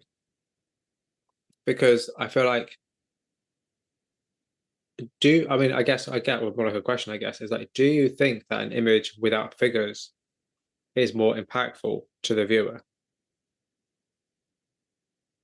Depends on the location, I would say, because you think about nature and then the reverence we give, or you think about how expensive Mother Nature, Mm, everything it is, how wild, like a hurricane, tornado, like you can't stop the force of it. It is, but you even think about just like going in a forest and like all of that awe and wonder and how impressed you are looking at the difference that I feel like you don't give cities that same kind of like while it is man made and it's taking away from nature that you don't stand back because we take it for granted and see all of that. And you think about someone who isn't used to cityscapes and urban environment and put them into it and they go, whoa, this is so different. Wow. That you kind of forget what the space you're into. And I feel like some part of my conversation is also giving the landscape and these environments that wow that you would get if you went, us who be in cities, go into a forest, how we react mm, to that, or go to a lake or go to the ocean. And it's kind of this grandiose event. mm. So how do you treat the urban environment with that same kind of awe, though it's not nature now, it's still that man-made.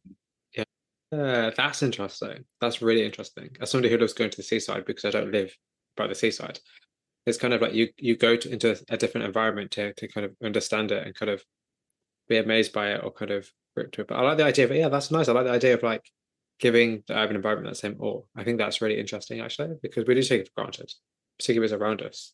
I like that. That's a really interesting way to think about it, actually. I must say. Yeah, I because must say. even you mentioning going to a mall if you came to America, it's Yeah. like I didn't say it, but my gut reaction is like, I can't stand malls. I've lived next to malls. It's like, why would anyone want to go to a mall? It's kind of like a reaction, but that's because I lived, I'm so jaded and I've been next to it for so long. It's like I don't want to deal with it. Like I would love that so much. Like this is the thing. Like if I came to America and I shot loads of images, they would literally people. I bet people from America would be like, "Why did you take all these images?" I'd be like, "This signpost, this fire hydrant." I'd be like, "This is so interesting to me. We don't have them here.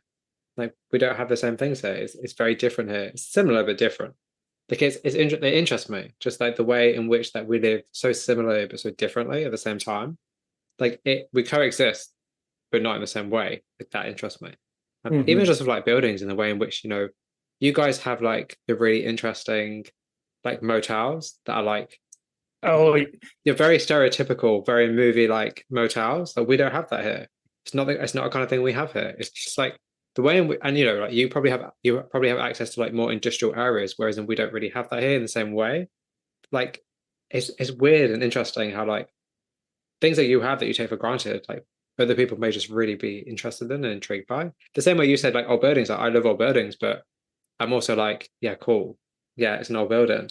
Whereas when you come here yeah, and you're like, oh, but it's like 13th century, which is insane to you because you don't have anything that old. But to me, I'm just like, yeah, it's exactly. another old building. Yeah, I've seen it before. You know, Hmm.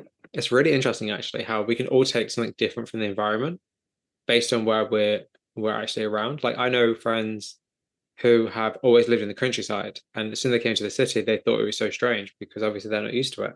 Same with people coming from the seaside, they think that is like city life is weird because they're used to the sea and seagulls and ice cream every Friday, and going to the beach. Whereas in like if you're in a city, you're kind of locked in to the place. You can't, and it's kind of in a weird way, strange way. It's hard to escape because it's like it's.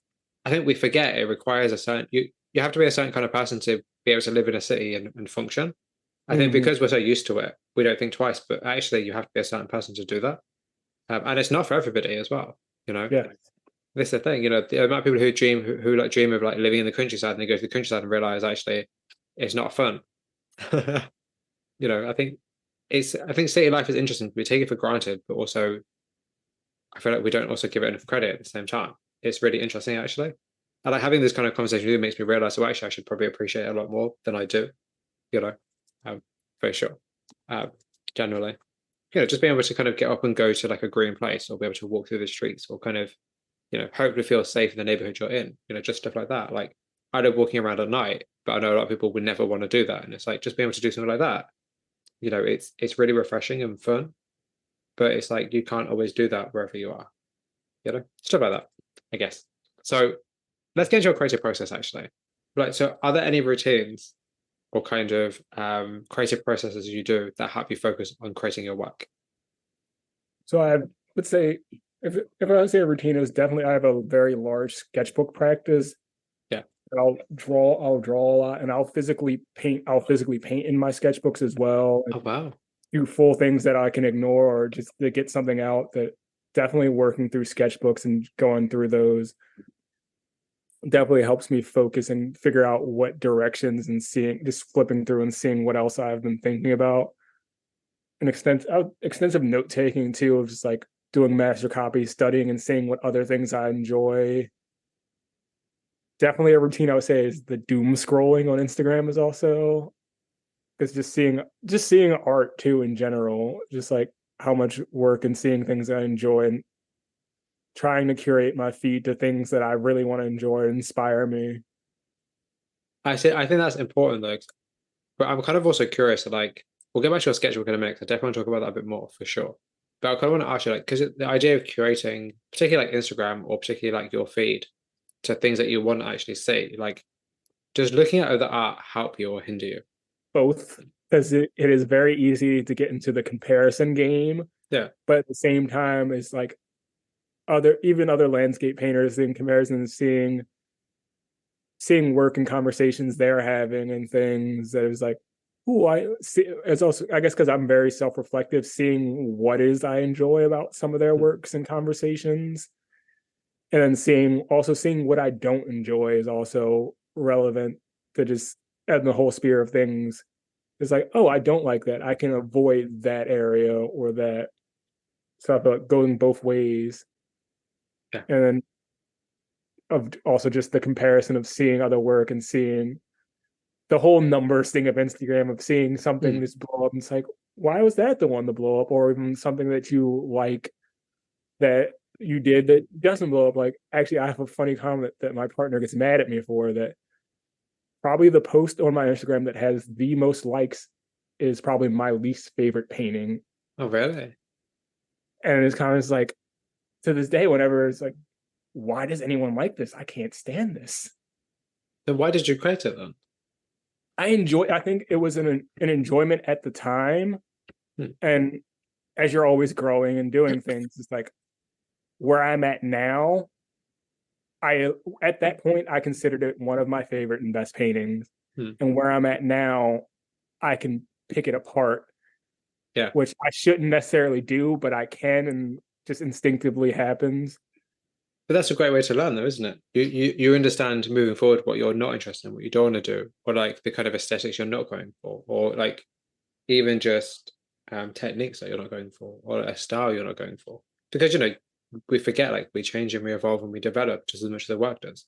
Like your taste changed just as much as your work does. So I think that's actually kind of funny though, that that's the most liked image of yours, because it's like it just shows you that what people like and what you like are very different things. And it's like, as an artist, like, how do you, like, you have to kind of figure out like how you align those two together, because you want to be creating work that you like, not because other people like it. That's pretty funny actually. But I think it's also like, that makes sense. That's always the way. Like, it's always the thing that you like the least, or something you're not sure about that other people seem to love, and you're a bit like, oh, that's the one that's going to go viral that you didn't want to go viral. Yeah, because it's one of those things, like, I wouldn't unmake this painting, but it's kind of like, to this day, because I think I made the painting 3 years ago now, but like still, that's when people go and like older posts or things, it's like that's one of the ones. It's like it's still going. But I think it also is a good reminder that art is timeless, and that no matter how much you grow and no matter how much you create new work, people will always be interested in what you've also previously done. And the fact that, like, once you put on the internet, it's always there.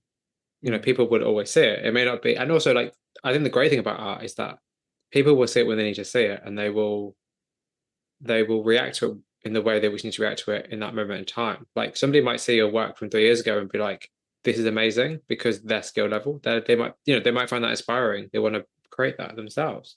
You know, I think we should never take for granted, even though we all do, the fact that social media, especially, but particularly art, like that, the fact that art is timeless, and that just because something's old to you as the creator, it is brand new to the next person. You know, Mhm. someone's discovering it for the first time. You know, and who knows whose life that will change because they want to be inspired by that, or they want to produce something like that, or they're interested in that. You know, you just don't know. I think we have more of an impact on people than we realize. We just don't necessarily always actually get to understand that, I think. Or maybe that's just hopeless desperation on my part. No, I think there's a lot of truth in that as well, because it is very true of when someone experiences your work that you're someone who could be your biggest collector, biggest fan could not have experienced your work yet. Exactly. And when they find it is when they find it. Yes. I think it's a conversation I have with a lot of artist friends, especially. And it's just the idea of like, nobody might know who you are until you're no longer here. And maybe that's when your work will be the right time for it. Well, that might be the right time for your work to be recognized. You know, you don't always have to recognize now. I think we're all very caught up in like numbers and money and, you know, wanting to have a career now. When, you know, having being an artist is a lifelong career. It's not something that's just like the way I say it is like this, like if you want success tomorrow, that's great, but then you're gonna peak. You know, you wanna create a life for yourself in which you never peak, because the whole idea is that you're always creating new work and people are always interested. If you want virality and you want to go viral, that's cool, but you're you know, after you've gone viral, you then have to chase the next hit, and it's like you won't be able to replicate it because that's not how people going viral work. Nobody ever stays viral. That's the thing, you know. But people always stay consistent artists or creating consistent work. So I don't know. For me and my observations of just art in general and the way people create art, I think people have to remember, like, rather than focus on blowing up on Instagram, focus on creating a consistent body of work that people will be able to come back to and understand and kind of grow with, you know, at the end of the day. In my opinion, but I know nothing. So, you know. Um, so coming back to your sketchbook for a second. So I wanted to ask you, like, how do you choose what to add into your sketchbook, and how does your sketchbook actually inform the final images you create? I would say putting things in my sketchbook is very sporadic Yeah. because there's also at the same time it'll be next to a grocery list that also says delete emails 7 times and I still haven't done it. So it mixes the things, moments of also when I get to draw and doodle or paint, Mm. and it'll go back to when I'm start working on something. I might go back into my sketchbook to do little studies of like when I get frustrated to go back or try to work ideas out. And sometimes because I'll actually straight oil paint in my sketchbook too as well. So sometimes it's just do it in there and we'll see if I take it elsewhere or it just lives in there. So it goes back and forth, and then I feel like I've gotten to a point where I'm consistently just running through and working through sketchbooks that is just a natural inclination of just the work in there. And if it finds reason to exit there, it will. How many do you have? Currently, that I'm currently using, I would say there's at least 3, maybe 4. Wow. But then Wow. I have, and I'll reference back to because I have I should have every sketchbook I've probably had since middle school. Have you ever done a sketchbook tour? I've done little videos and things and on Oh. my Instagram of like scrolling through when I've finished Hmm. certain books.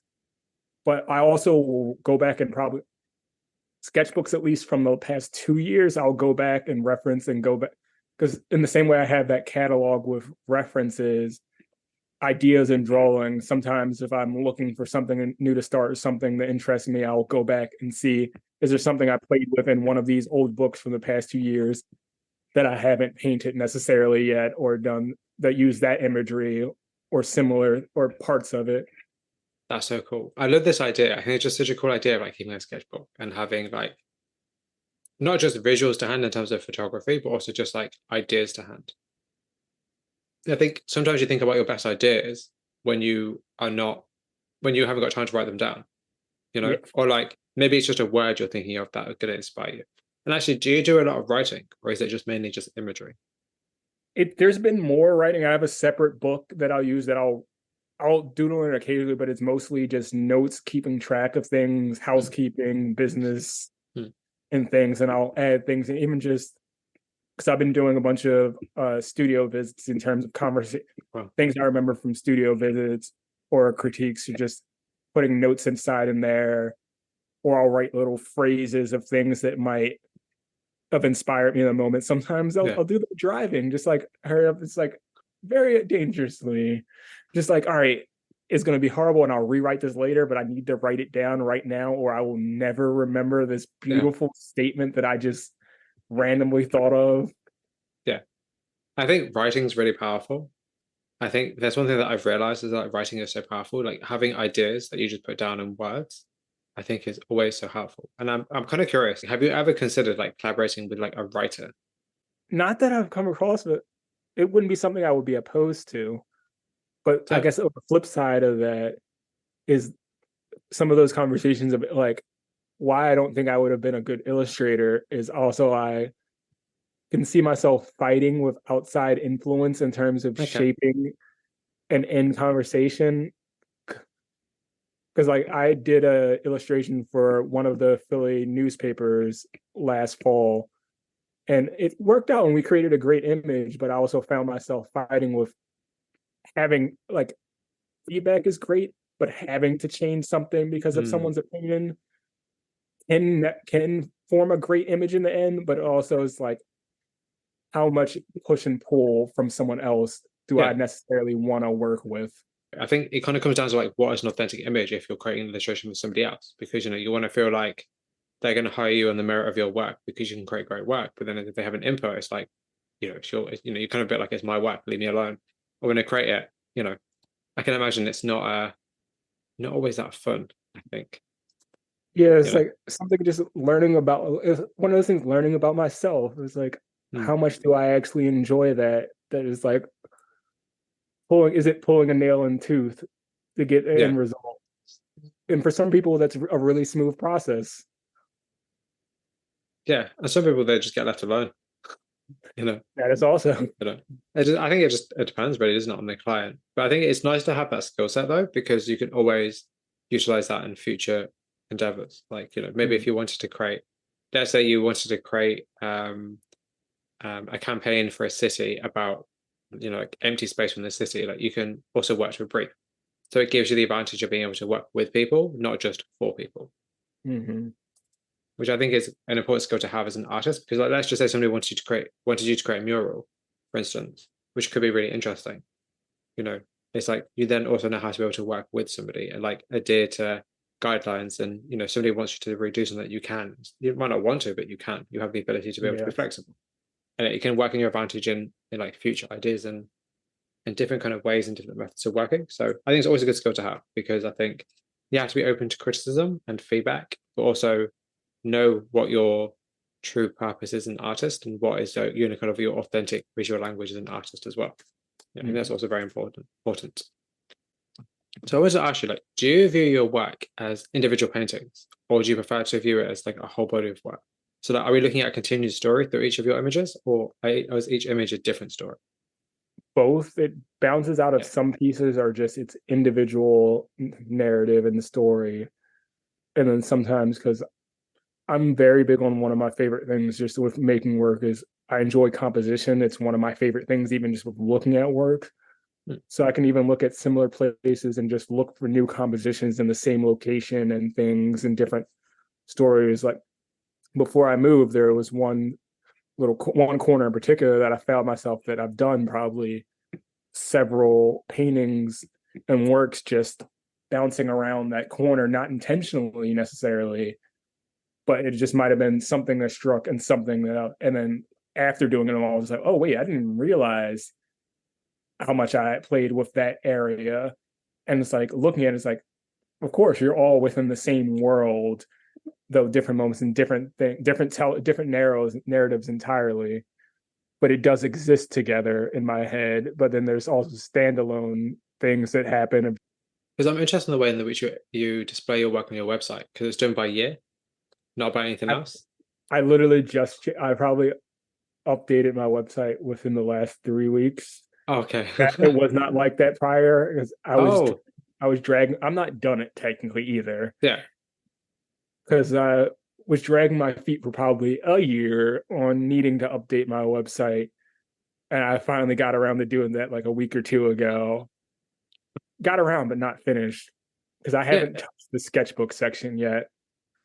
Yeah, But because I was curious like as to why you aligned it via year, not via say a theme or a particular kind of like a body of work together, for instance. so there is the actual reason for that.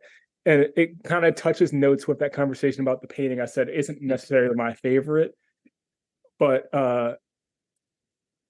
earlier in the year, I actually had an opportunity that I did on the illustration side of things. I did licensed two artworks to a show that's filming in Philly right Oh, now. that's cool. But when going and selecting works, they were going through my website as one of the main place they were looking at images to possibly use. And the way I had it before, it was just a visual organization of things I might have thought looked nice together or separated so it wasn't all drawings together or things. And a few of the two works they both ended up selecting were older things that I don't necessarily view in the same light as some of the newer works that I started thinking about like, all right, it doesn't necessarily tell you when that work's from, but they just grab that older work that not necessarily I enjoy it, but I'm not necessarily in the spectrum of where I'm going currently. Yeah. So that made me think to make a little bit of separation, like, all right, it is that older work is there, but it's letting someone who's viewing it look like, all right, this is what he was doing X years ago. This is what he's doing now in terms of. So that's kind of was just to make a separation for myself. Like, Yeah. here, I'm letting you know you're picking this older thing. It's not what I do now. Yeah. Because like it's interesting to me because like you can see your progression, your technical progression from 2020, 2021, 2022, 2023. Like you can see that. And I think that's really interesting. And it's also interesting to see like how your influences are still the same throughout. So I think it works in your favor, and I think it's a good idea. But I just think it was just an interesting way to align it. Because I assumed it would have been different. And it's funny because it was different. I just didn't know this. It's kind of funny.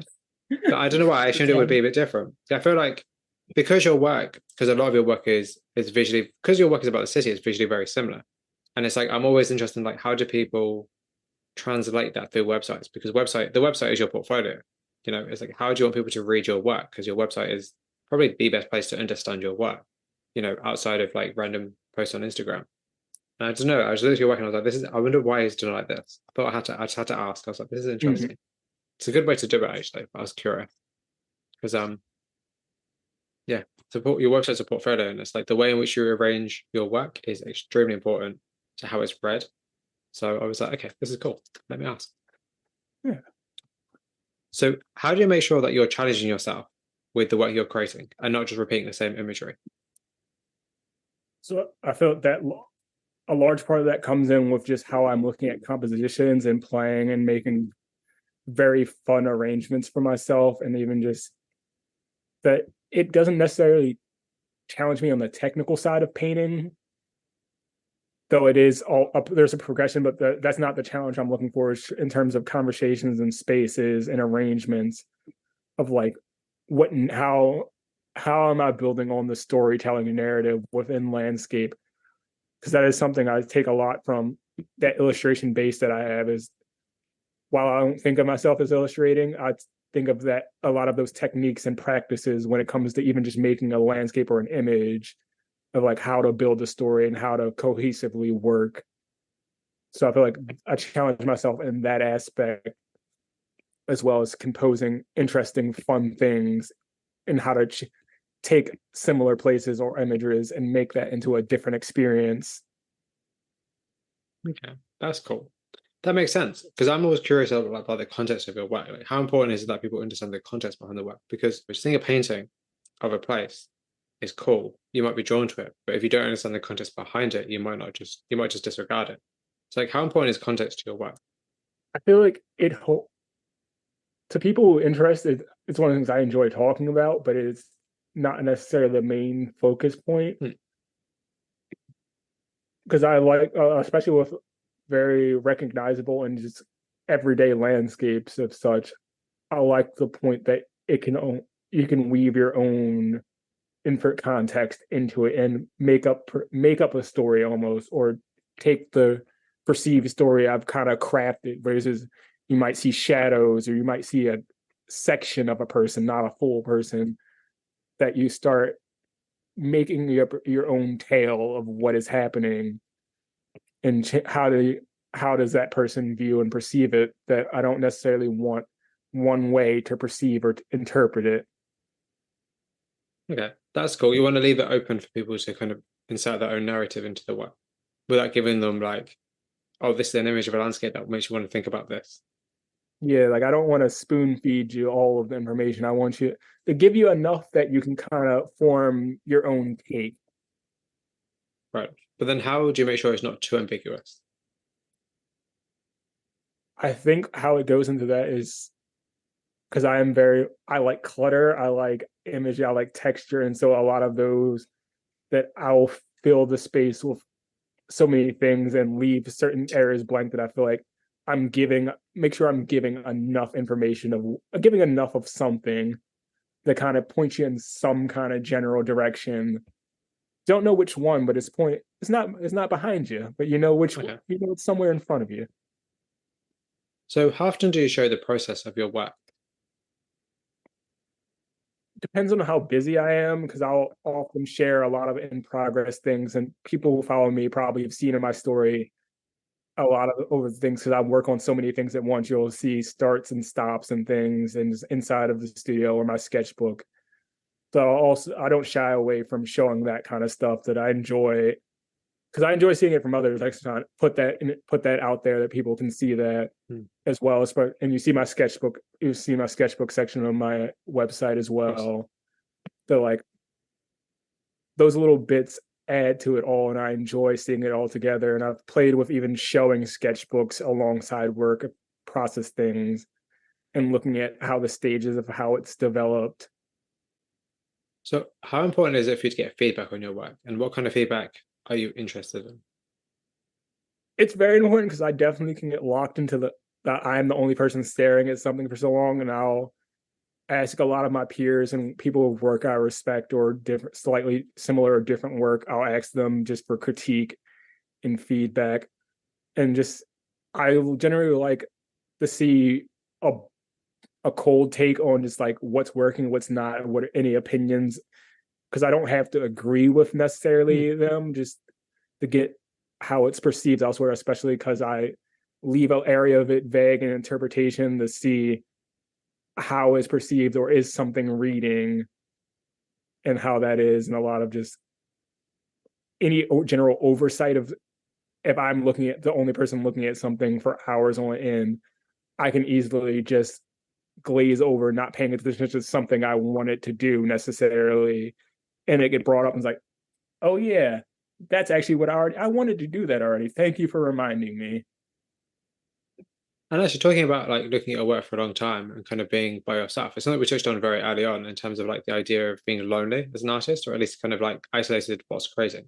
Like how do you combat the potential loneliness that comes with creating art? So I would say, luckily, the it's gonna. I'm about to have a change in dynamics. Luckily, the last 2 years, one of my roommates was one of my peers who graduated with me, and we are all very Ah, similar body of work in terms of what we enjoy and do it, and we do it very differently. So we had each other to bounce off for the past 2 years. So now I don't have that. So I'll be seeing how that change in space is. But I feel like I've already started pre-combating that just by even doing studio visits, talking to people. So I feel like a level of more studio visits and being incorporated in things and just conversations about the work, so that I'm still involved, because I feel like as an artist that community is going to be the most important part always. absolutely.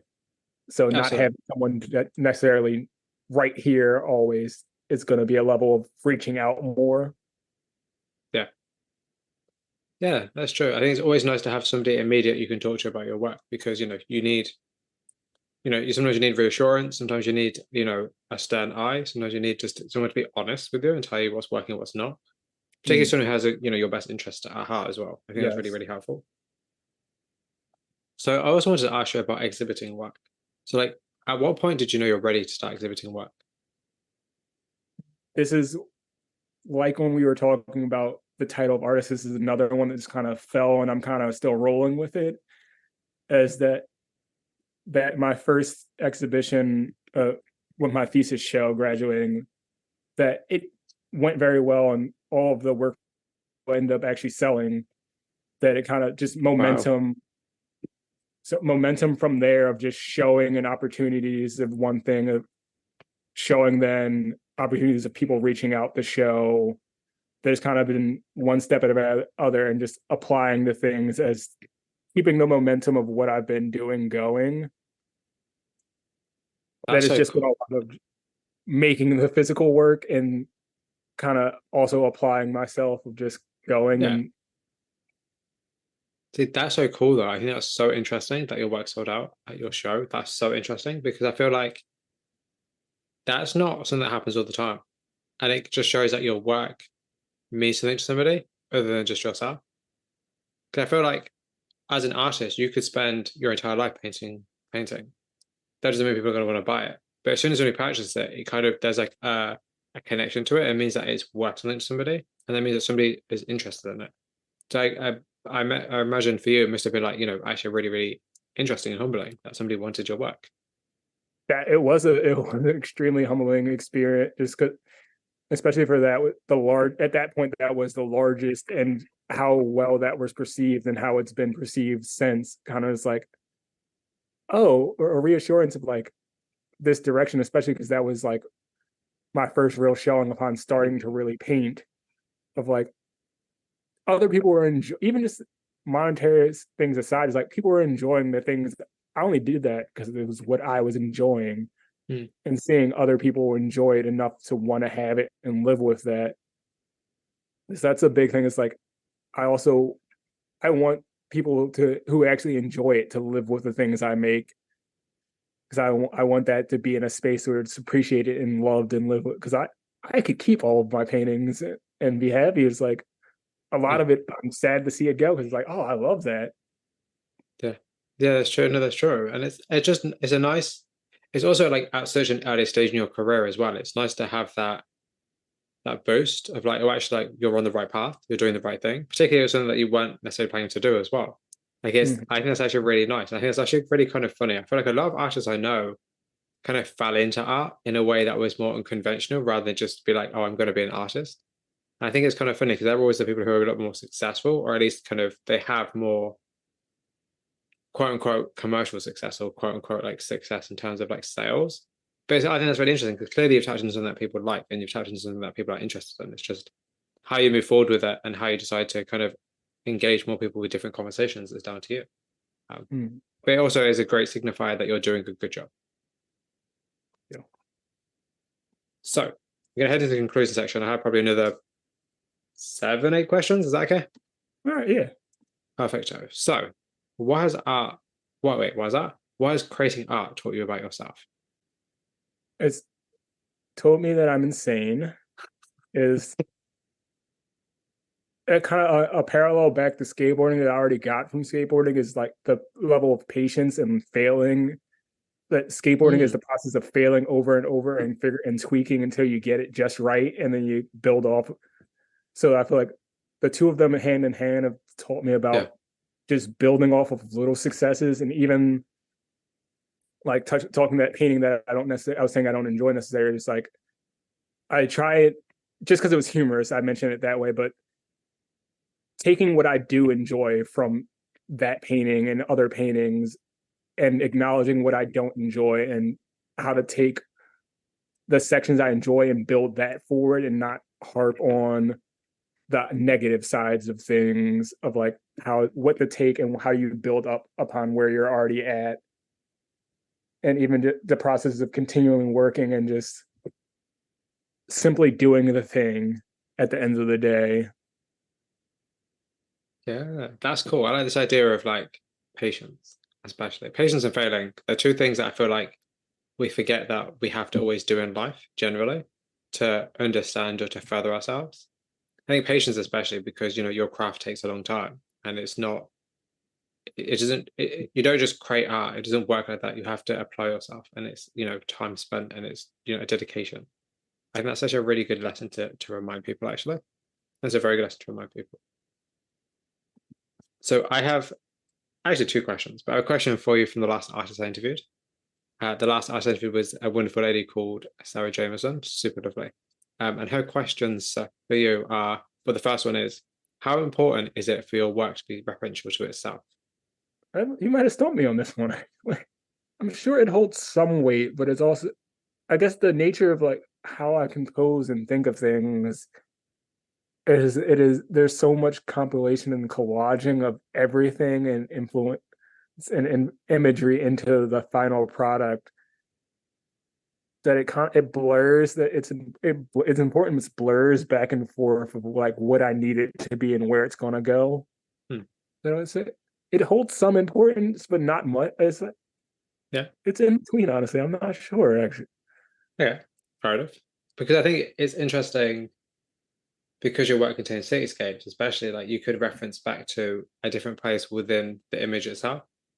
So like you can have um, a painting of a shop window, and in that window is reflected a place that you painted before in one of the other paintings, for instance. And it could be like a literal, like a very literal reference to itself. Something like that, well, possibly.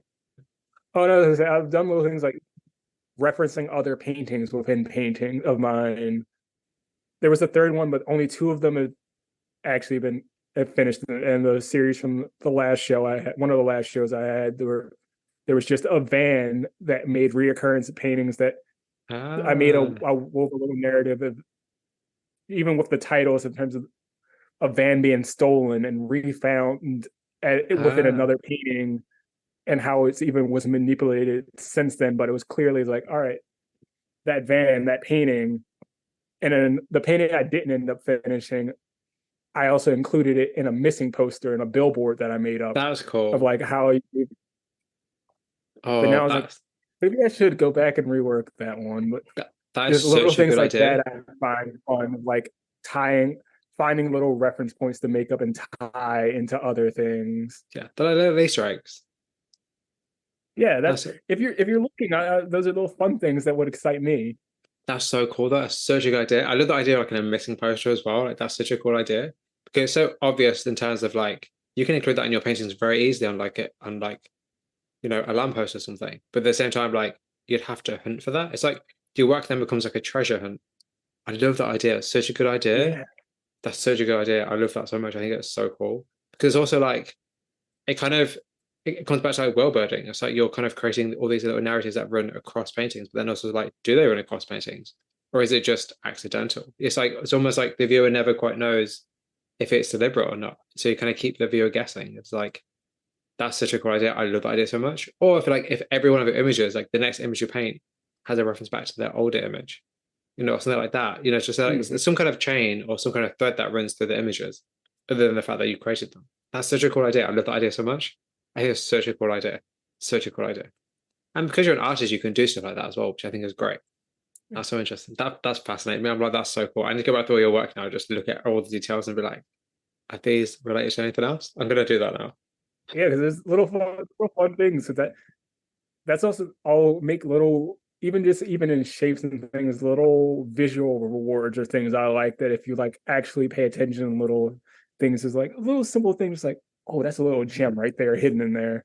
That's such a good idea though, because it comes back to the experience of the work, not just of the physical painting. It's like, well, actually, you have to look at it to experience it, to understand it. It's not a case of the physical painting. It's like it's an experience. It's like, it's a mystery to be unraveled. You have to decipher it. It's not just a painting. I love that idea so much. I think it's such a good idea. Such a cool idea. Such a good idea. I love that. Take a good billboard as well. I think that's cool.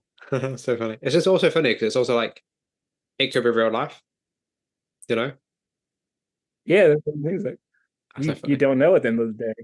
Hmm. That's such a cool idea. I just can't get over how cool that is. The second question for you from Sarah Jameson is, where are you in your arc of art making? Somewhat past the starting line. Hmm. I feel like I'm doing a lot of things and right now, but it's still just building, and it's so much. And this is the long run, so it's still so much more to come. But I'm at a great place. I feel like, and just just building stepping stones and just trying to keep going forward. That's perfect. That's cool because that's what you want, though. You want to be able to, like, the cool thing is that you've got a really good foundation. You've set yourself a really nice foundation for whatever you want to do next, and you've got, some sales under your belt, which is cool because that's always a good thing to put in your CV or a good thing to be able to tell people. But it's like you've also got the ideas and the knowledge and the imagery to know what you want to create. It's just a case of creating it, finding people to buy it, continuing the journey. I think it's really cool. I think you are in a very good position, but it's also because you worked hard to get here, not just because you're here. So I think that's really interesting. That's really cool, actually. Do you have a question for the next artist I interview? I didn't know. I'm trying to remember what it was because I had a good one. But if you could create the ideal space for you to present yourself in your work, what would that entail? What would be your answer to that question?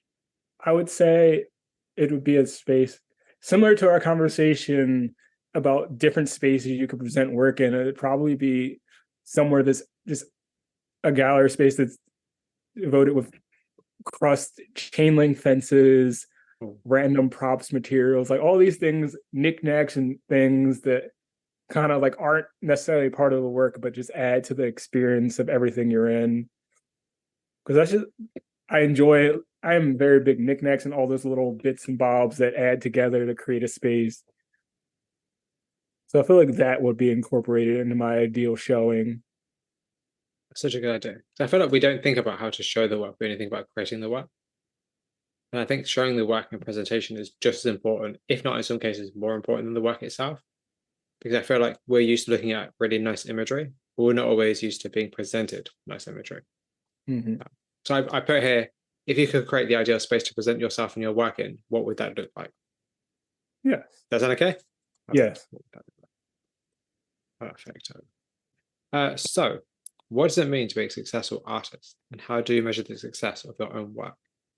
So to each their own, but for me, I don't need much in life. I really want my bills paid, to have a little bit of, I don't necessarily want to be rich ever. I just don't want to ever stress over where a bill is going to be paid from at any point. Like, to me, that is success, that you can comfortably live. If you want to go do something, you can do it, and you don't have to stress and worry over where monetary is coming from, that covered, and be able to be comfortable. So I think that is my ideal vision of what success is. And how do you measure the success of your own work? How do you know something is successful? At the end of the day, does it excite me? Because it purely because I had things that people have complimented and loved, and I have not been a fan of. It's like it has to, regardless of like how I feel growing past it. When I'm calling a work finished and I'm done with it, like, does it excite me purely? Is it something I'm excited to look at?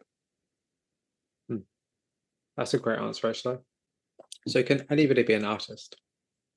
Yes, anyone, because it's what you create and it's kind of, it's a very personal experience of and no one has to enjoy it. It's kind of truly anyone can make and create and do and think, as long as they're putting thought into what they're doing and deciding they want to do it. And because the technical side, anyone can apply themselves to technically make something at the end of the day and take classes and learn, because that's just a matter of applying yourself to it. So there's not really any barrier besides yourself and occasionally financial. Yeah, fair enough.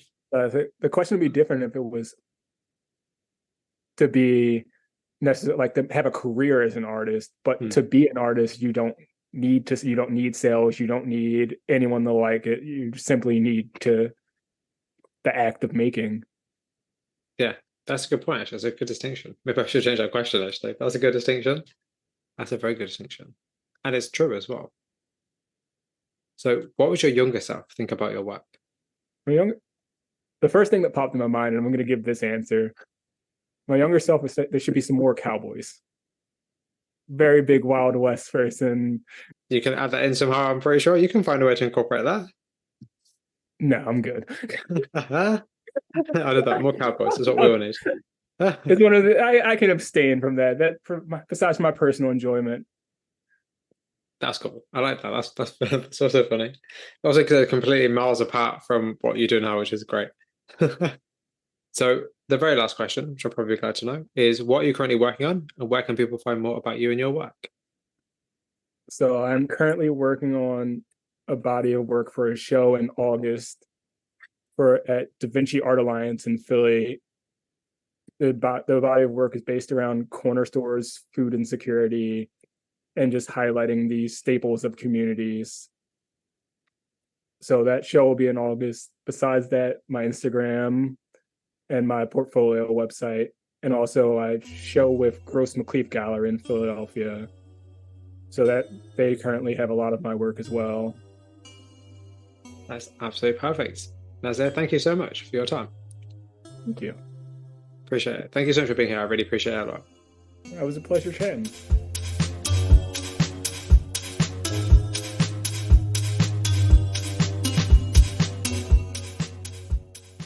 That concludes my conversation with Nasir Young.